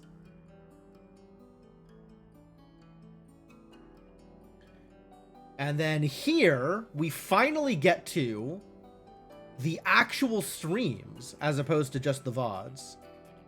2 months ago. So, at this point, we are going to see the VODs mixed in with the actual stream titles. Yeah, there's Silent Hill. But I'm still going mostly by the VODs that I have made. And then once I run out of VODs that I have made, we'll go back and start looking through the actual streams. Of course, how often have I made VODs? This is the real problem. Parabox. Patrick's Parabox. What a fantastic game.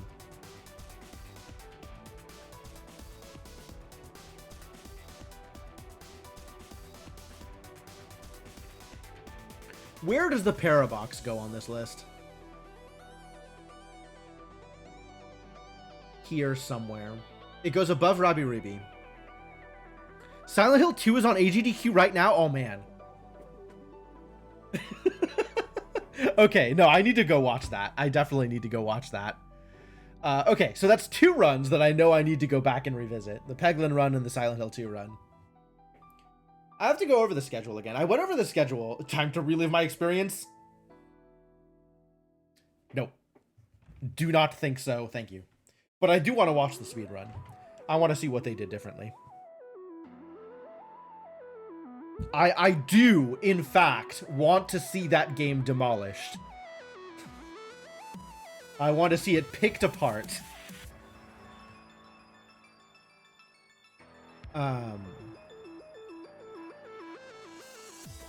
You here for the end?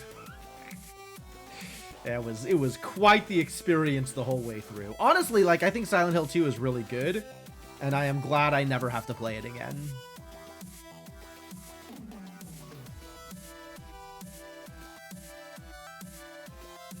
What am I thinking about? I'm thinking about Patrick's Parabox. Yeah, it goes somewhere here. Does it go above Isles of Sea and Sky? Maybe?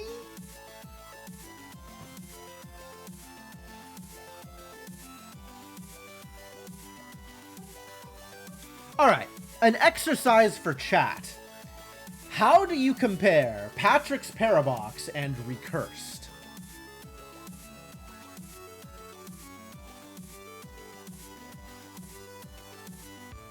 Two games with very similar concepts that play out wildly differently.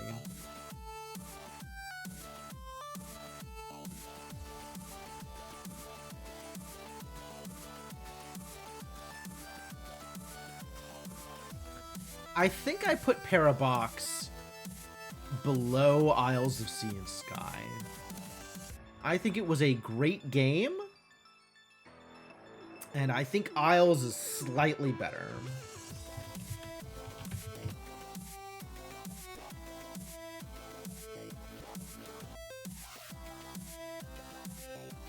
I think I have to put Parabox above Celeste, though.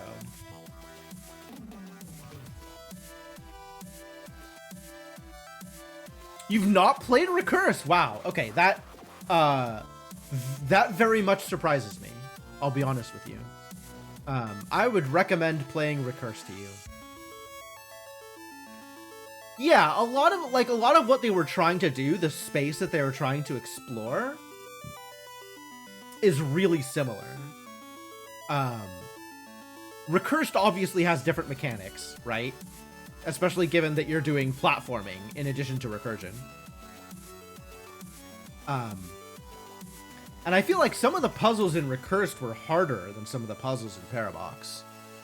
But also that's down to needing to solve the platforming part of that puzzle, in addition to needing to solve the things going into other things part of that puzzle.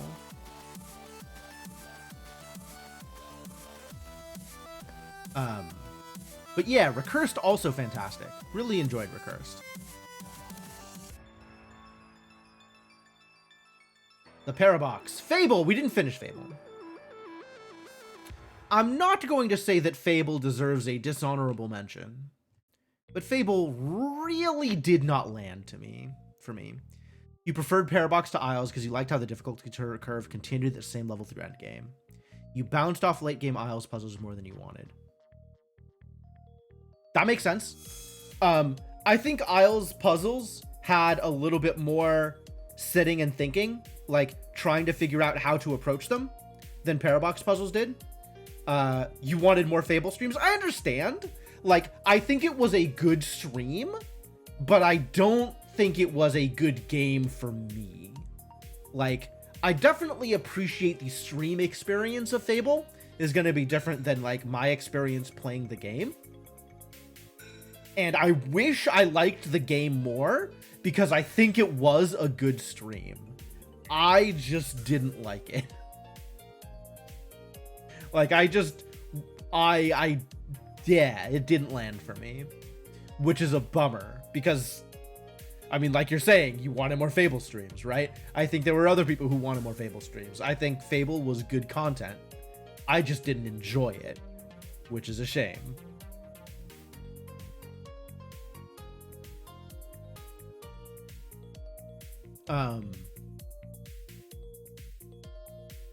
Yeah, I get what you're saying about the difficulty of puzzles, Garrett, and I'm not sure that that is a reflection of your skill level. I think the upper end of Isles of Sea and Sky was less approachable than the upper end of Patrick's Parabox. I'm not sure that that makes it a worse game than Parabox. I'm not sure, and I know that I enjoyed Sea and Sky more than I enjoyed Parabox, even if slightly.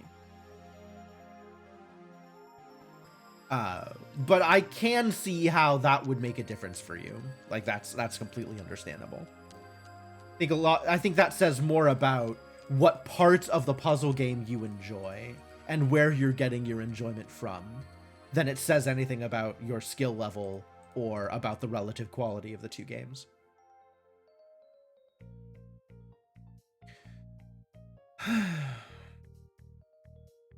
Not a huge fan of Fable. I think it's probably a good game. I think it just wasn't for me.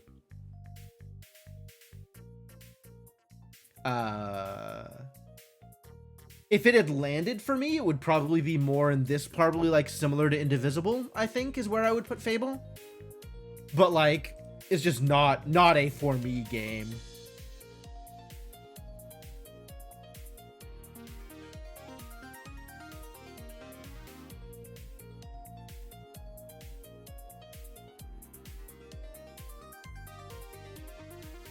Peglin.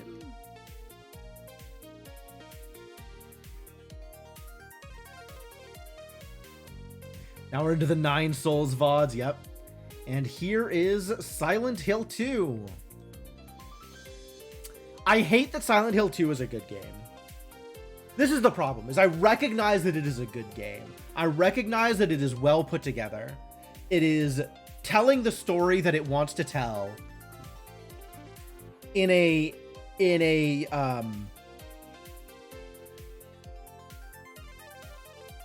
I guess in a good way. Like, the visuals are on point. The combat is pretty good. It doesn't leave you feeling powerless, but it does leave you feeling careful. And I think that is a difficult balance to strike.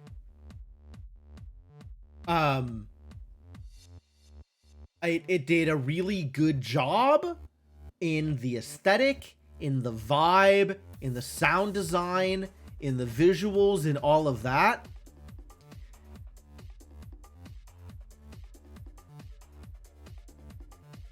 And it was just miserable to experience. It was just miserable to experience for me. Like, I can recognize all of that. I can objectively say that Silent Hill 2 is a good game.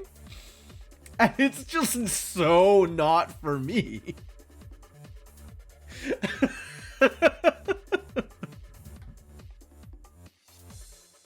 I think objectively it's probably like around this level, probably on par with Mass Effect.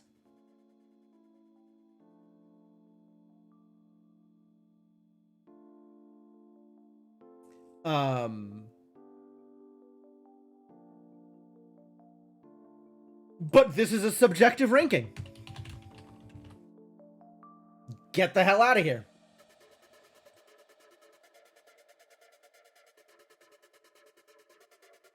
All right. And that's as many VODs as I've made, which is an indicator that I really need to go back and make more VODs. Now I'm just being petty? Absolutely. I agree. 100% just being petty.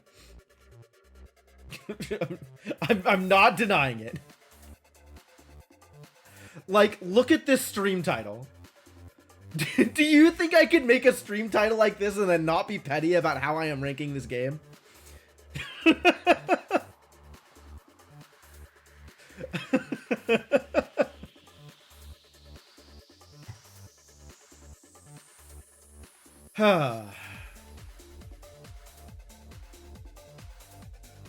Alright.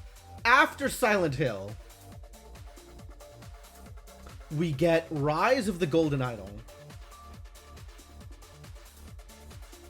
which I really enjoyed.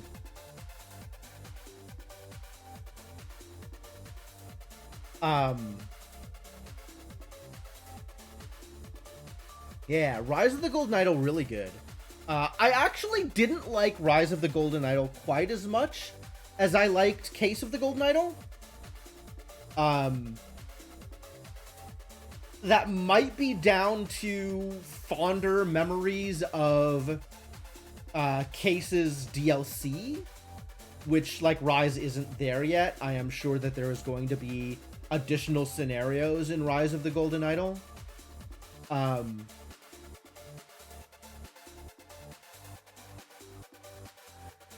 It might be tricky second game. Yeah, there's also that. It might also be the setting, just like the more modern setting for Rise of the Golden Idol. Kind of gives it a different approach from Case of the Golden Idol.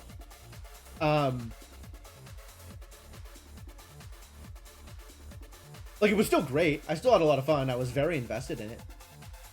I think the puzzles were probably on par.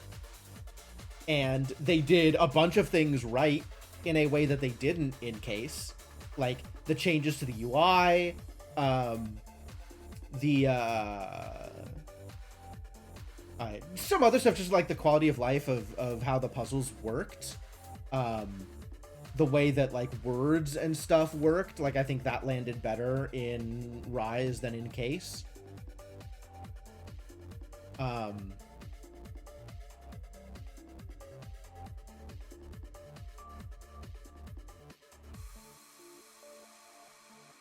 I think I wanted more Lemurian. I think that's actually the thing that bugs me the most about Case, or about Rise, is that there wasn't as much Lemurian in it. There wasn't as much, like, alternate language stuff in it as there was in Case. And I mean, this is me. This is who I am, right? Like, this is a thing that I very much appreciate. So the fact that there was less of that in Rise means I think it didn't land quite as high for me. I mean, in addition to the other stuff, right? There's, you know, multiple different factors here. That said, even if it's not as good as Case, Rise of the Golden Idol is still a fantastic game, still very enjoyable to play through, and definitely worthy of kind of a top spot here. I think it's somewhere along the lines of where Monster Sanctuary is. Either above or below is a little hard to place.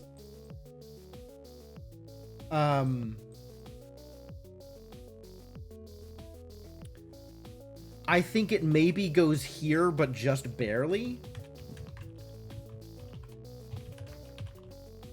Like, it's real close. It's real close.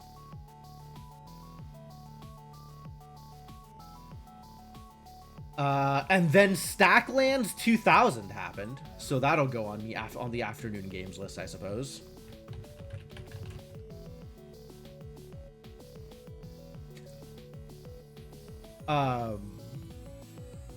Yeah, I think every time I finish playing Stacklands, I always wish that there was more Stacklands content. Like, every time I get to the point at which I am done with the thing that Stacklands is doing, I was like, oh, why isn't there more Stacklands? Stacklands is a lot of fun. Very good game.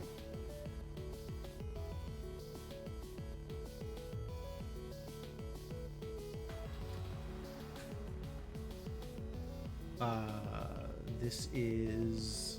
Let's see. This is Paper Perjury here. Which, that was fun. I think Ace of the Attorney. Wow. I think Ace Attorney gameplay doesn't land quite as well for me as some of the other, the way that Rise does, the way the, Golden Idol games do detective work, or other stuff like that.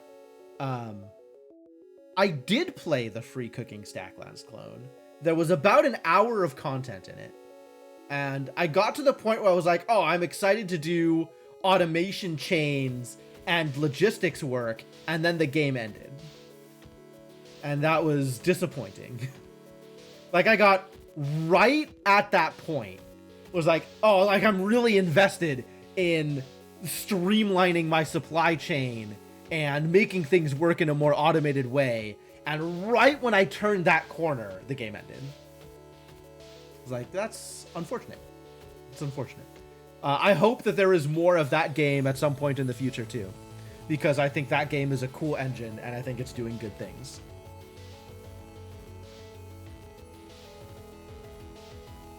So yeah, Paper Perjury I got as, basically as a dev key. Somebody was trolling Golden Idol streams and asking the streamers if they wanted to play his also detective-y game. And it turns out, yes, I did want to play his also detective-y game. And I enjoyed it. I think some of the characters are kind of neat. I think it is leaning a little bit too much into Ace Attorney for me. So I don't know that I'm necessarily going to stream any more of it. But what I did stream of it was enjoyable. And I think that if you enjoyed Ace Attorney games, you will probably love the heck out of this one. I think it's doing some cool stuff too. So it's unfinished, so I can't really put it anywhere on the evening list. But once I'm done with it, that's where it would go. And it would probably land around here-ish for me. Somewhere in this range.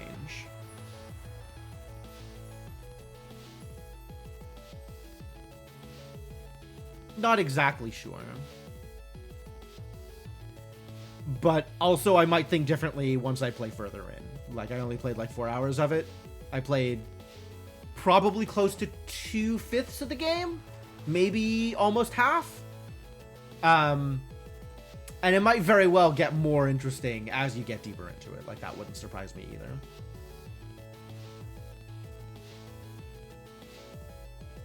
And then Nine Souls happens. Nine Souls, utterly fantastic game. I have been enjoying the hell out of Nine Souls. Nine Souls, I think, on par with Hollow Knight. And Hollow Knight, also fantastic. Changed my mind.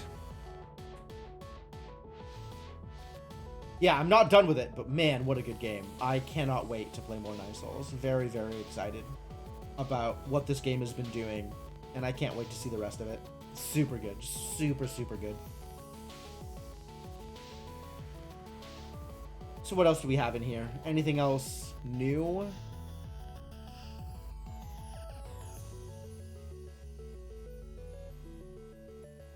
Oh, Island of Insight was here. Yeah, Island of Insight is new too. That goes on my afternoon streams list. Still kind of surprising to me that I only finally played Island of Insight in December 2024. Game is very cool, though. I want to play more of it. Yet another game I want to play more of.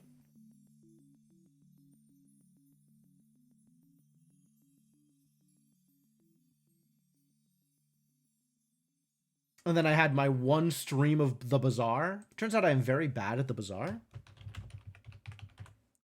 Just exceptionally bad at this game.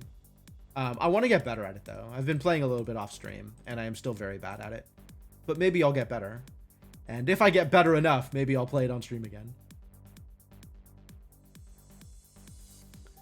And that is the entire list. That is all the games. So I guess we can go spend some time on Twitch Tracker and see what the year looked like.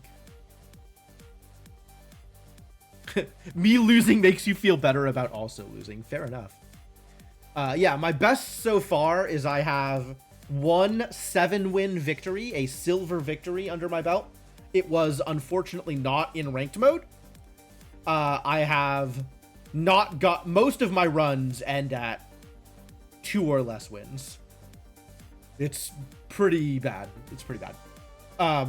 I have not gotten another chest since that one chest I got on stream. You got your first 10-win ranked run after like 3+ weeks at it. Which character are you using? Did you end up getting the Founders Package? Like, did you end up buying the thing with gems and using one of the other 2 characters?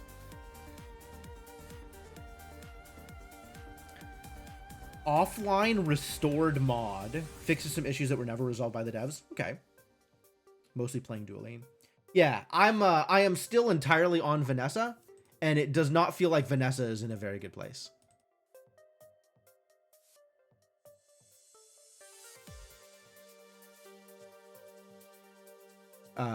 She has some strategies that can work. It feels like she doesn't have a lot of strategies that can work, especially given the large collection of things that she is supposed to be able to do.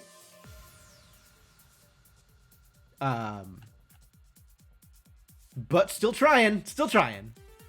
There's a patch coming. Oh, yeah. It's still very, very early. So I'm not particularly worried. Like, I don't think this is going to be the final state of balance. There is going to be a lot more balance, I am sure. All right, so yearly overview. Let's take a look. Does overview show me? So this is actually one thing that I did want to call out is I watched the beginning of my stream from last year, the beginning of my 2023 retrospective stream. And this rank has gone up for me. What the hell is... Oh. Interesting. Why is there Invisitext? That's weird. Anyway, in 2023, this rank number was 180 something.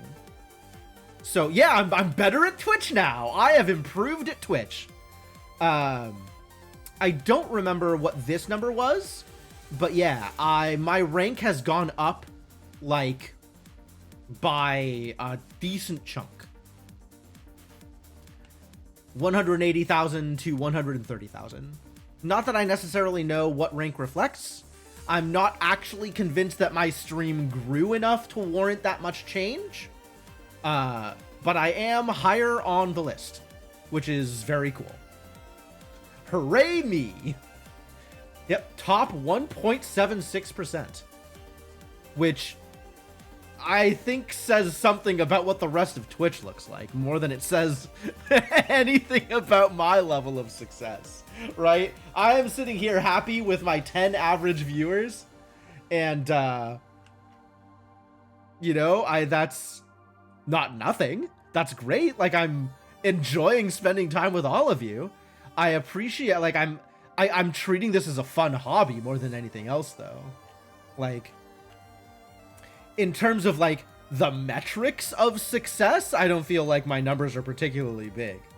So, top 1.76% of Twitch streamers, I think, tells me that there are a lot of Twitch streamers that are not doing anything. Imagine how many streamers play to 0 viewers. Yeah, right? I think that's probably true. I think that is an accurate statement of the state of affairs. Oh, it even tells me that I'm live. Yeah, look, it's me. You can see I'm right here. 0% of all English viewers. Thanks, Twitch tracker. Thanks. Oh, yeah. That's a top 1.6% of streams. 0% of viewers. See, like, these numbers are wild. These numbers are wild. I love that famous followers is a section that exists.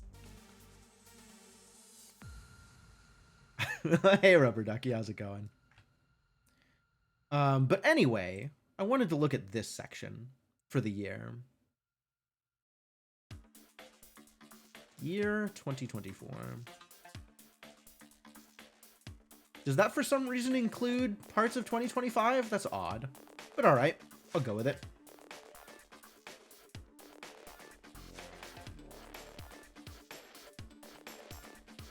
So this is like the streams in order, all of the streams I had this year. Sleepy but unable to do the thing. Understandable. My ability to stick to a schedule puts me above massive percentages of casual streamers. That's probably fair. That's actually a fairly good point. Hours watched.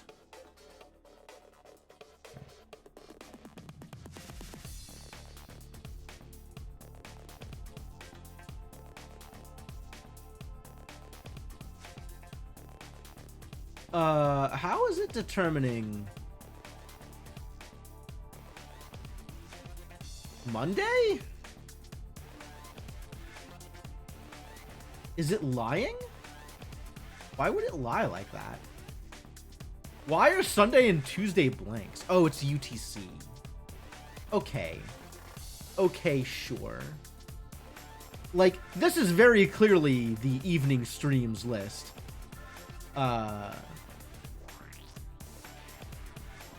Whereas Wednesday... Oh, I see. Wednesday on this list has higher hours watched because it's also overlapping the evening stream and the afternoon stream. Right? 10 hours stream duration. That's not accurate. This is pretty miserable. Switch to UTC? What was it before?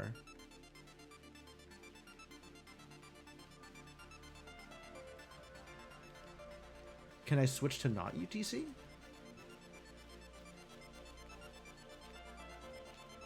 Yeah, these are the UTC numbers. Calendar dates are UTC. Unclick that. And it still says calendar dates are UTC. So this isn't... This is misleading, unfortunately. Oh, for the list underneath. I see. Yeah, calendar dates can't be changed. Well, that's too bad. So this is, yeah, misleading, unfortunately. Oh, especially because my afternoon stream time straddles the UTC date. So it's actually showing... Just giving me credit for being online. It is. It does that.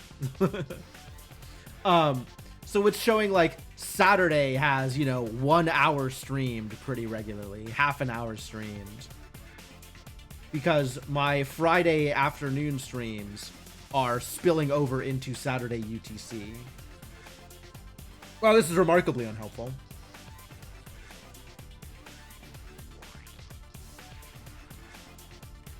But alright.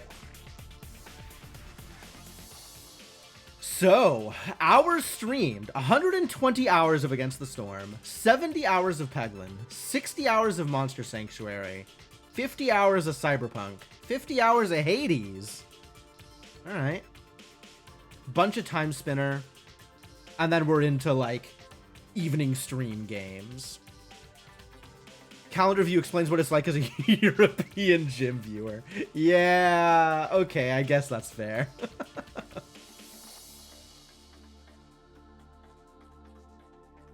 Lot of Against the Storm this year. even with 118 hours streamed, I still have an actual followers per hour ranking. Wow, Against the Storm is powerful. My total followers gained, 6. That doesn't seem right. That seems... I think 0.1 is a rounding error.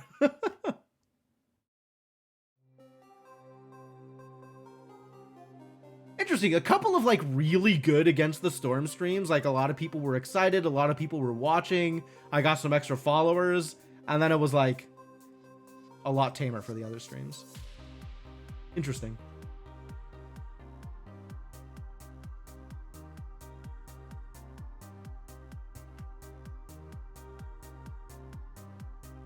Peglin, of course, an absolute banger. Peglin is good content. People like Peglin. I like Peglin. Works out pretty well. Yeah, I don't know what this is. This is, I guess somebody rated. Lucky me. Yeah, the follows and unfollows and stuff, the way that tracks, like, that's pretty wild. Once Upon a Galaxy actually got me a good follow per hour ratio, since a bunch of people came over from the Discord, presumably, and followed me, and again, presumably have never been back since then, but have hung out for, you know, some things, whatever things I've done. Subs?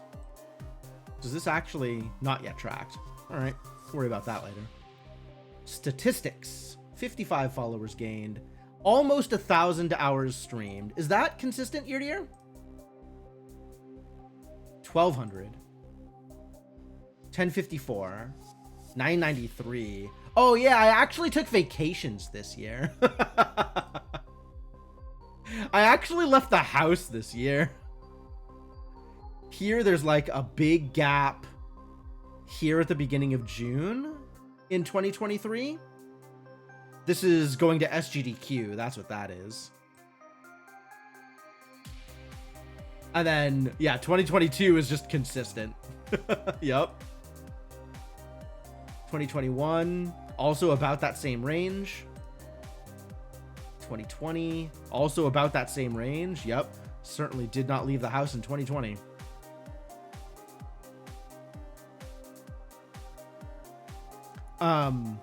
But also the beginning of 2020, I was still on my pre-pandemic schedule, which means I wasn't streaming Wednesdays.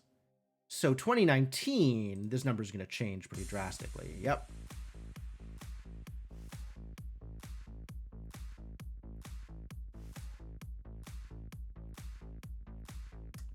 Hours watched? I wonder if hours watched is a relevant metric. Like, presumably when I have more streams, more hours streamed, there are more hours watched.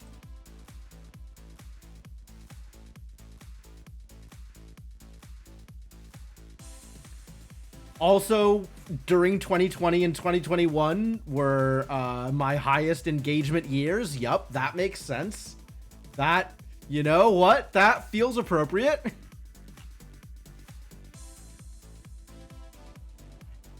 Various statistics. Total games streamed is 53. Oh, for the year. Yeah.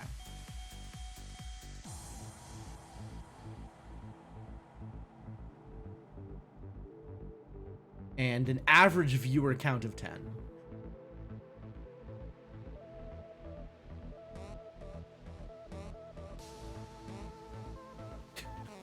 Followers on average, 1 every Wednesday. Sure.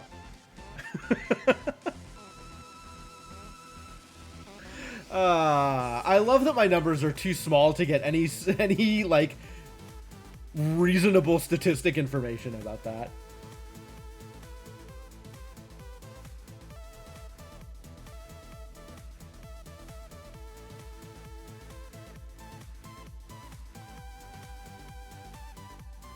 Yeah. The one Wednesday person per week.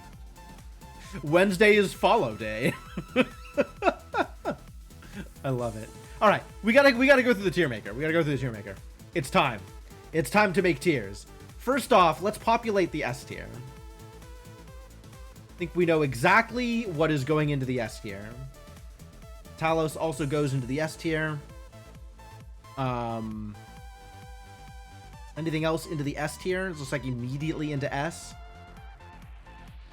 I think Monster Sanctuary is an S. Oh, that's true. It's the 10-hour streams on Wednesdays. Yeah, that would do it. That's why I get the follow. I get rewarded for my dedication on Wednesdays. Am I putting Celeste in at S tier? That's a real question. Hades, absolutely in S tier. Tunic and Time Spinner, like, this is the randomizer, right? So I'm like, okay, yeah, we're not gonna mess around here. These are all S tier games. Absolutely. Peglin also S tier. Wouldn't keep coming back to it if it wasn't fantastic.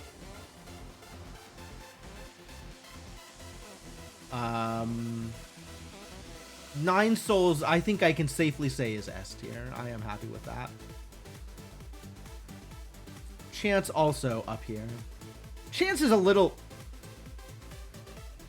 There's a little bit of a divide there. I'm feeling charitable though. Cyberpunk's still good, turns out. I don't know if I could put it in S tier.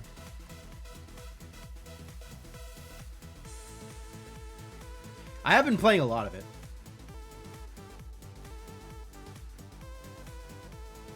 We'll need to add a double S. No, there's not many more games that go up there.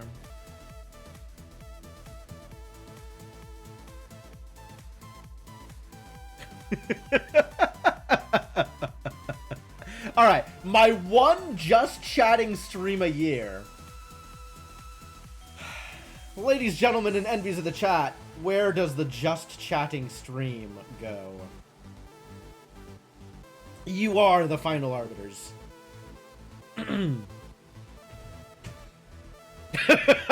Just mid.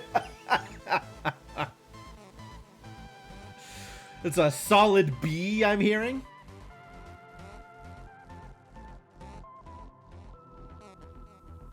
Allowed to not put some images on the grid. It's fair.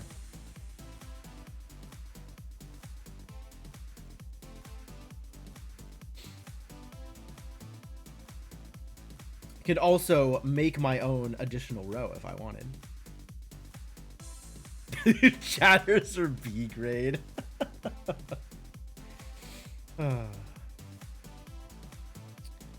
All right. Against the Storm, I'm putting that as an A. It's not going into S because I have stopped playing it. That's pretty much the only reason Against the Storm is not an S.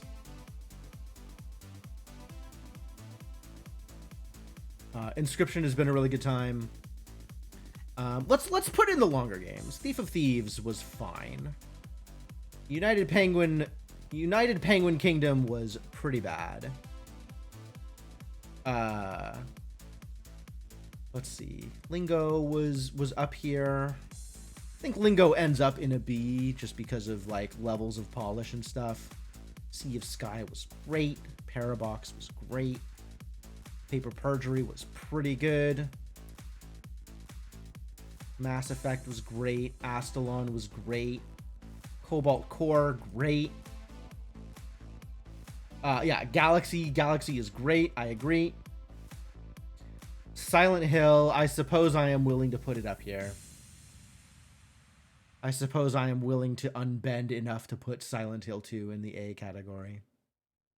Stacklands is great. Sneck has been fun. I need to go back and finish Sneck. Wait a minute. Where was Sneck on this list? Sneck is not on this list? Did I not make a VOD of Sneck?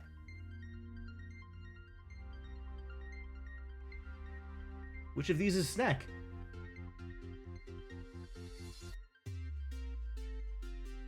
Did I end up playing it like down here?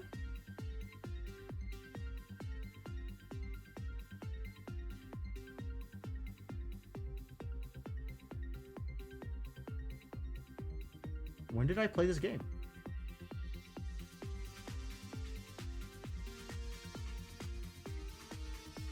Oh, here it is. Yeah, I think I skipped over it. It goes on the list. Here-ish. Cute little puzzle game. Need to play more. Salt and Sanctuary did not land for me. Probably an okay game. Could have been better. Last Faith, a little bit better than Salt and Sanctuary. The Cave also goes here down at the bottom. Get dunked on. Who else are we dunking on? Anybody else here needs to be dunked on?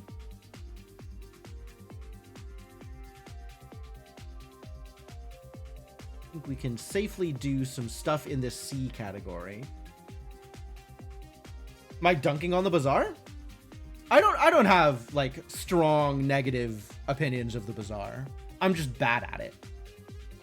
Fable I don't think is D. I want to put Fable up here, I think. Like, I think Fable is... It's one of those things where it's like, it wasn't for me, but that doesn't make it bad. I don't think Fable is excellent. I think Fable is okay. And what it was offering is not a thing that I wanted. Like, the same reason that Silent Hill 2 goes here. Like, I think Silent Hill 2 was objectively a good game. It was just very much not for me. Yeah, Dark kind of deserves some dunking. Dark is down here. It's not quite D category, but it was not amazing. This tier list is not my rankings of games. It's tough, right? Because how do you rank things? I'm trying to be more objective and less subjective about some of this stuff. Like, also generous. I'm trying to be charitable. So some of this is how much I liked the game. And some of it is how much I can appreciate the final product, even if it's not for me, right? Like, I'm not into dudes, but I can look at a dude and be like, wow, that is one attractive dude, without personally wanting to, you know, get him into bed. And I feel like the same thing happens here with like Silent Hill 2 and with Fable. Like, I can appreciate what these games are doing. I can appreciate the craftsmanship in the game. I can appreciate where it's good and where it's not. And then recognize that I don't want any part of it.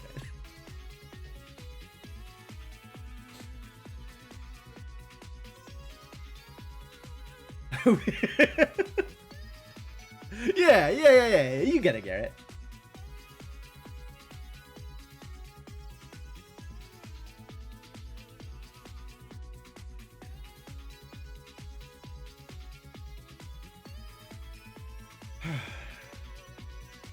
Alright, any other obvious C's here? Cocoon's an A. I don't need to think too hard about some of these. This is an A. Dicey's an A. Dungeon Crawler, I think ended up kind of in the B rank, but maybe it's better now. Humanity was good. I don't think Humanity was excellent, but Humanity was good. I don't know how to rank Magic the Gathering. I think it's not getting ranked. This was fun to play, but I'm not sure where this goes. This is sort of the opposite of Silent Hill and Fable, wherein I recognize that what I got out of the game doesn't necessarily reflect the overall quality of the game. Like, I think I liked this game more than it warranted for how overall good and polished the game was.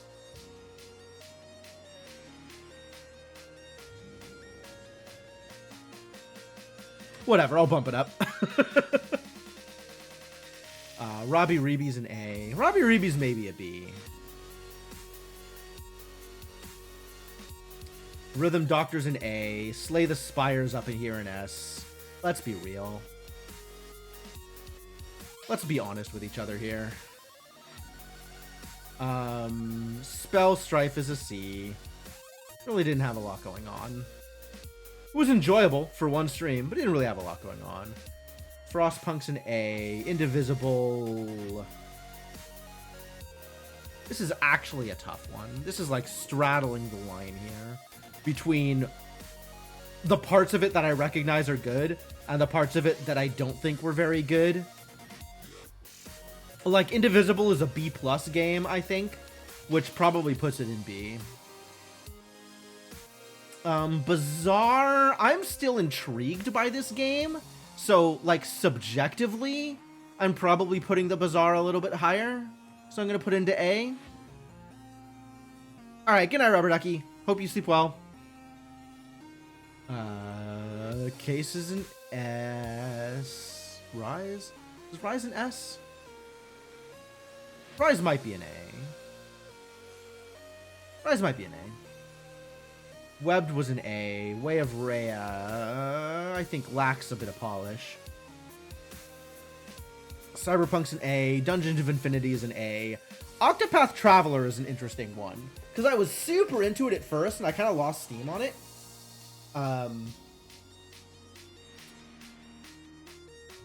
I think it still goes into A.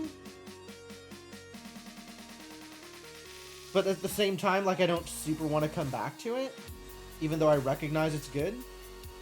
Should do Octopath 2, it's much better. You have to find the time. Find the time and the interest.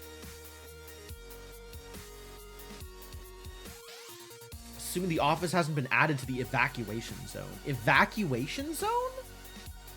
What is going on? Why is it being evacuated? Islands of Insight, I think, is probably in the A or B range. It's very pretty. LA's on fire? Wow.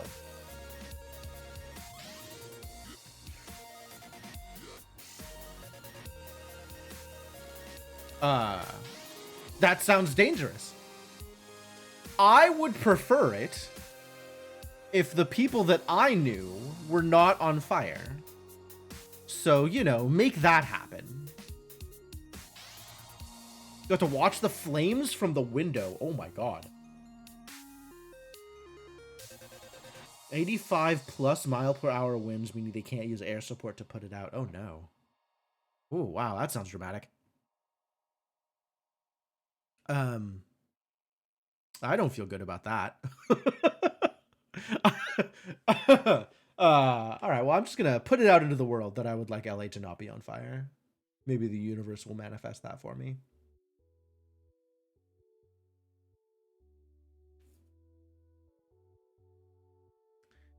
View the community ranking for this retrospective tier list.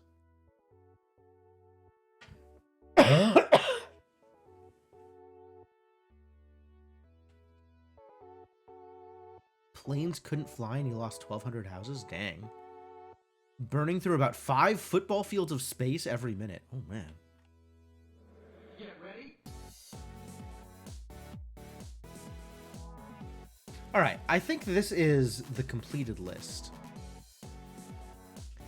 Community ranking needs at least 5 people to make a ranking. Well, I am happy to share this list out with people. So if people want to make their own tier maker list. Hang on. Does this reflect my tiers? This does reflect my tiers. What does not reflect my tiers?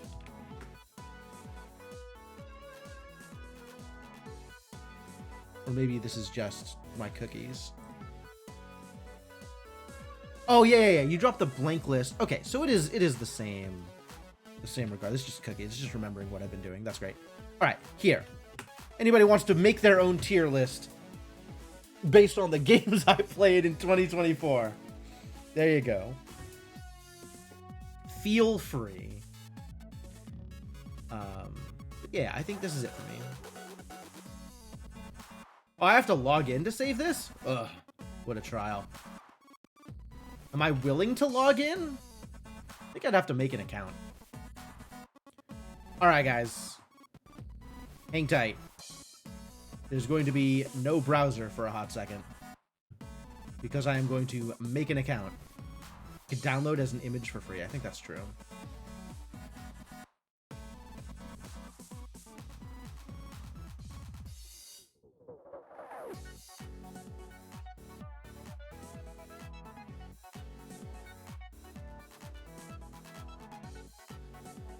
All right.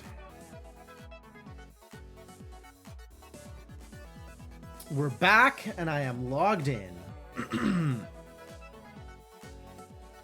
I have a My Account button. I have a user number, lucky me. Now I can save.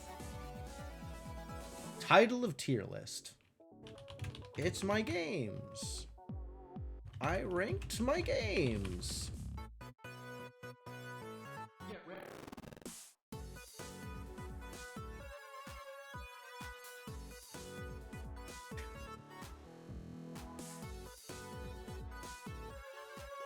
And now it's going to sit here and do circles. Hey, it did it. All right, great.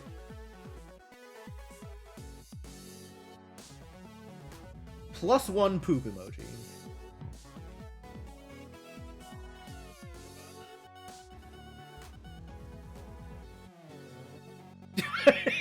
It has the escape slash. Why does it have the escape slash? That's so bad. Oh, amazing. Absolutely amazing. What a perfect experience. No notes. Nothing about this could possibly have been changed for the better.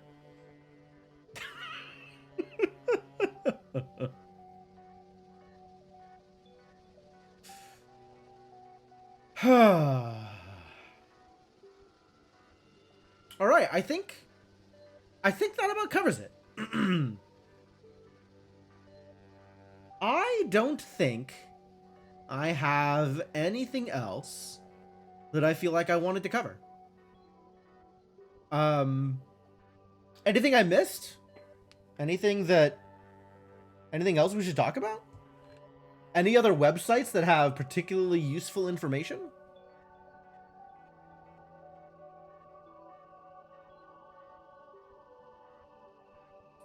Any other fond memories you wish to share while we think back of the year in review? Another A-tier just chatting stream.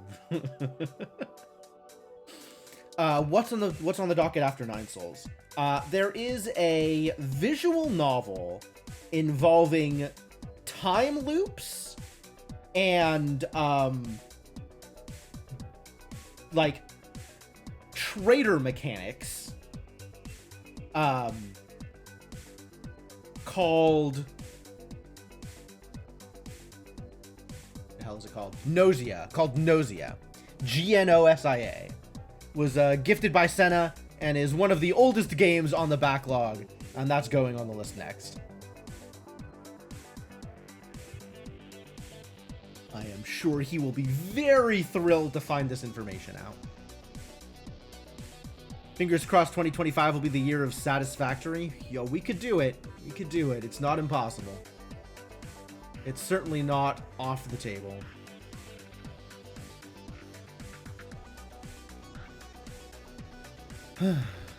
I mean, there's a lot that I want to be playing, but I would not turn down Satisfactory.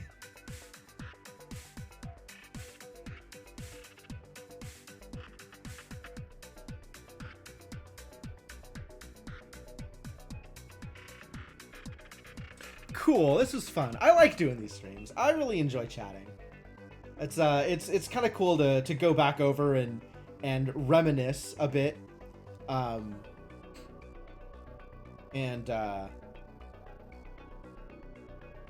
you know, I like hearing what other people's takes are on the games that I've played. I like, you know, I like being able to put like a summary onto a game, kind of, you know, gift wrap it, tie a bow on it. And I like hearing other people kind of take similar steps, you know? Seeing what people thought about the experience of that game on stream. In addition to, like, what they thought about the game in general. We see Return to RimWorld. I think it's unlikely. I understand that RimWorld had some very, very good content moments. Like, RimWorld is a pretty good stream game. I've just lost interest. I do not have it in me to start another colony, I don't think.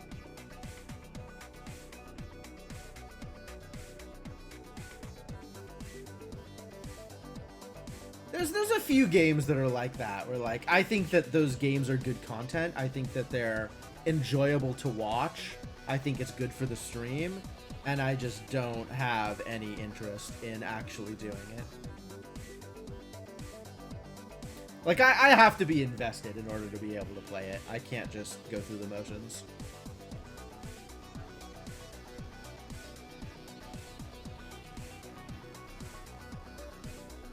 All right, well, I think on that note, we will call this for the night.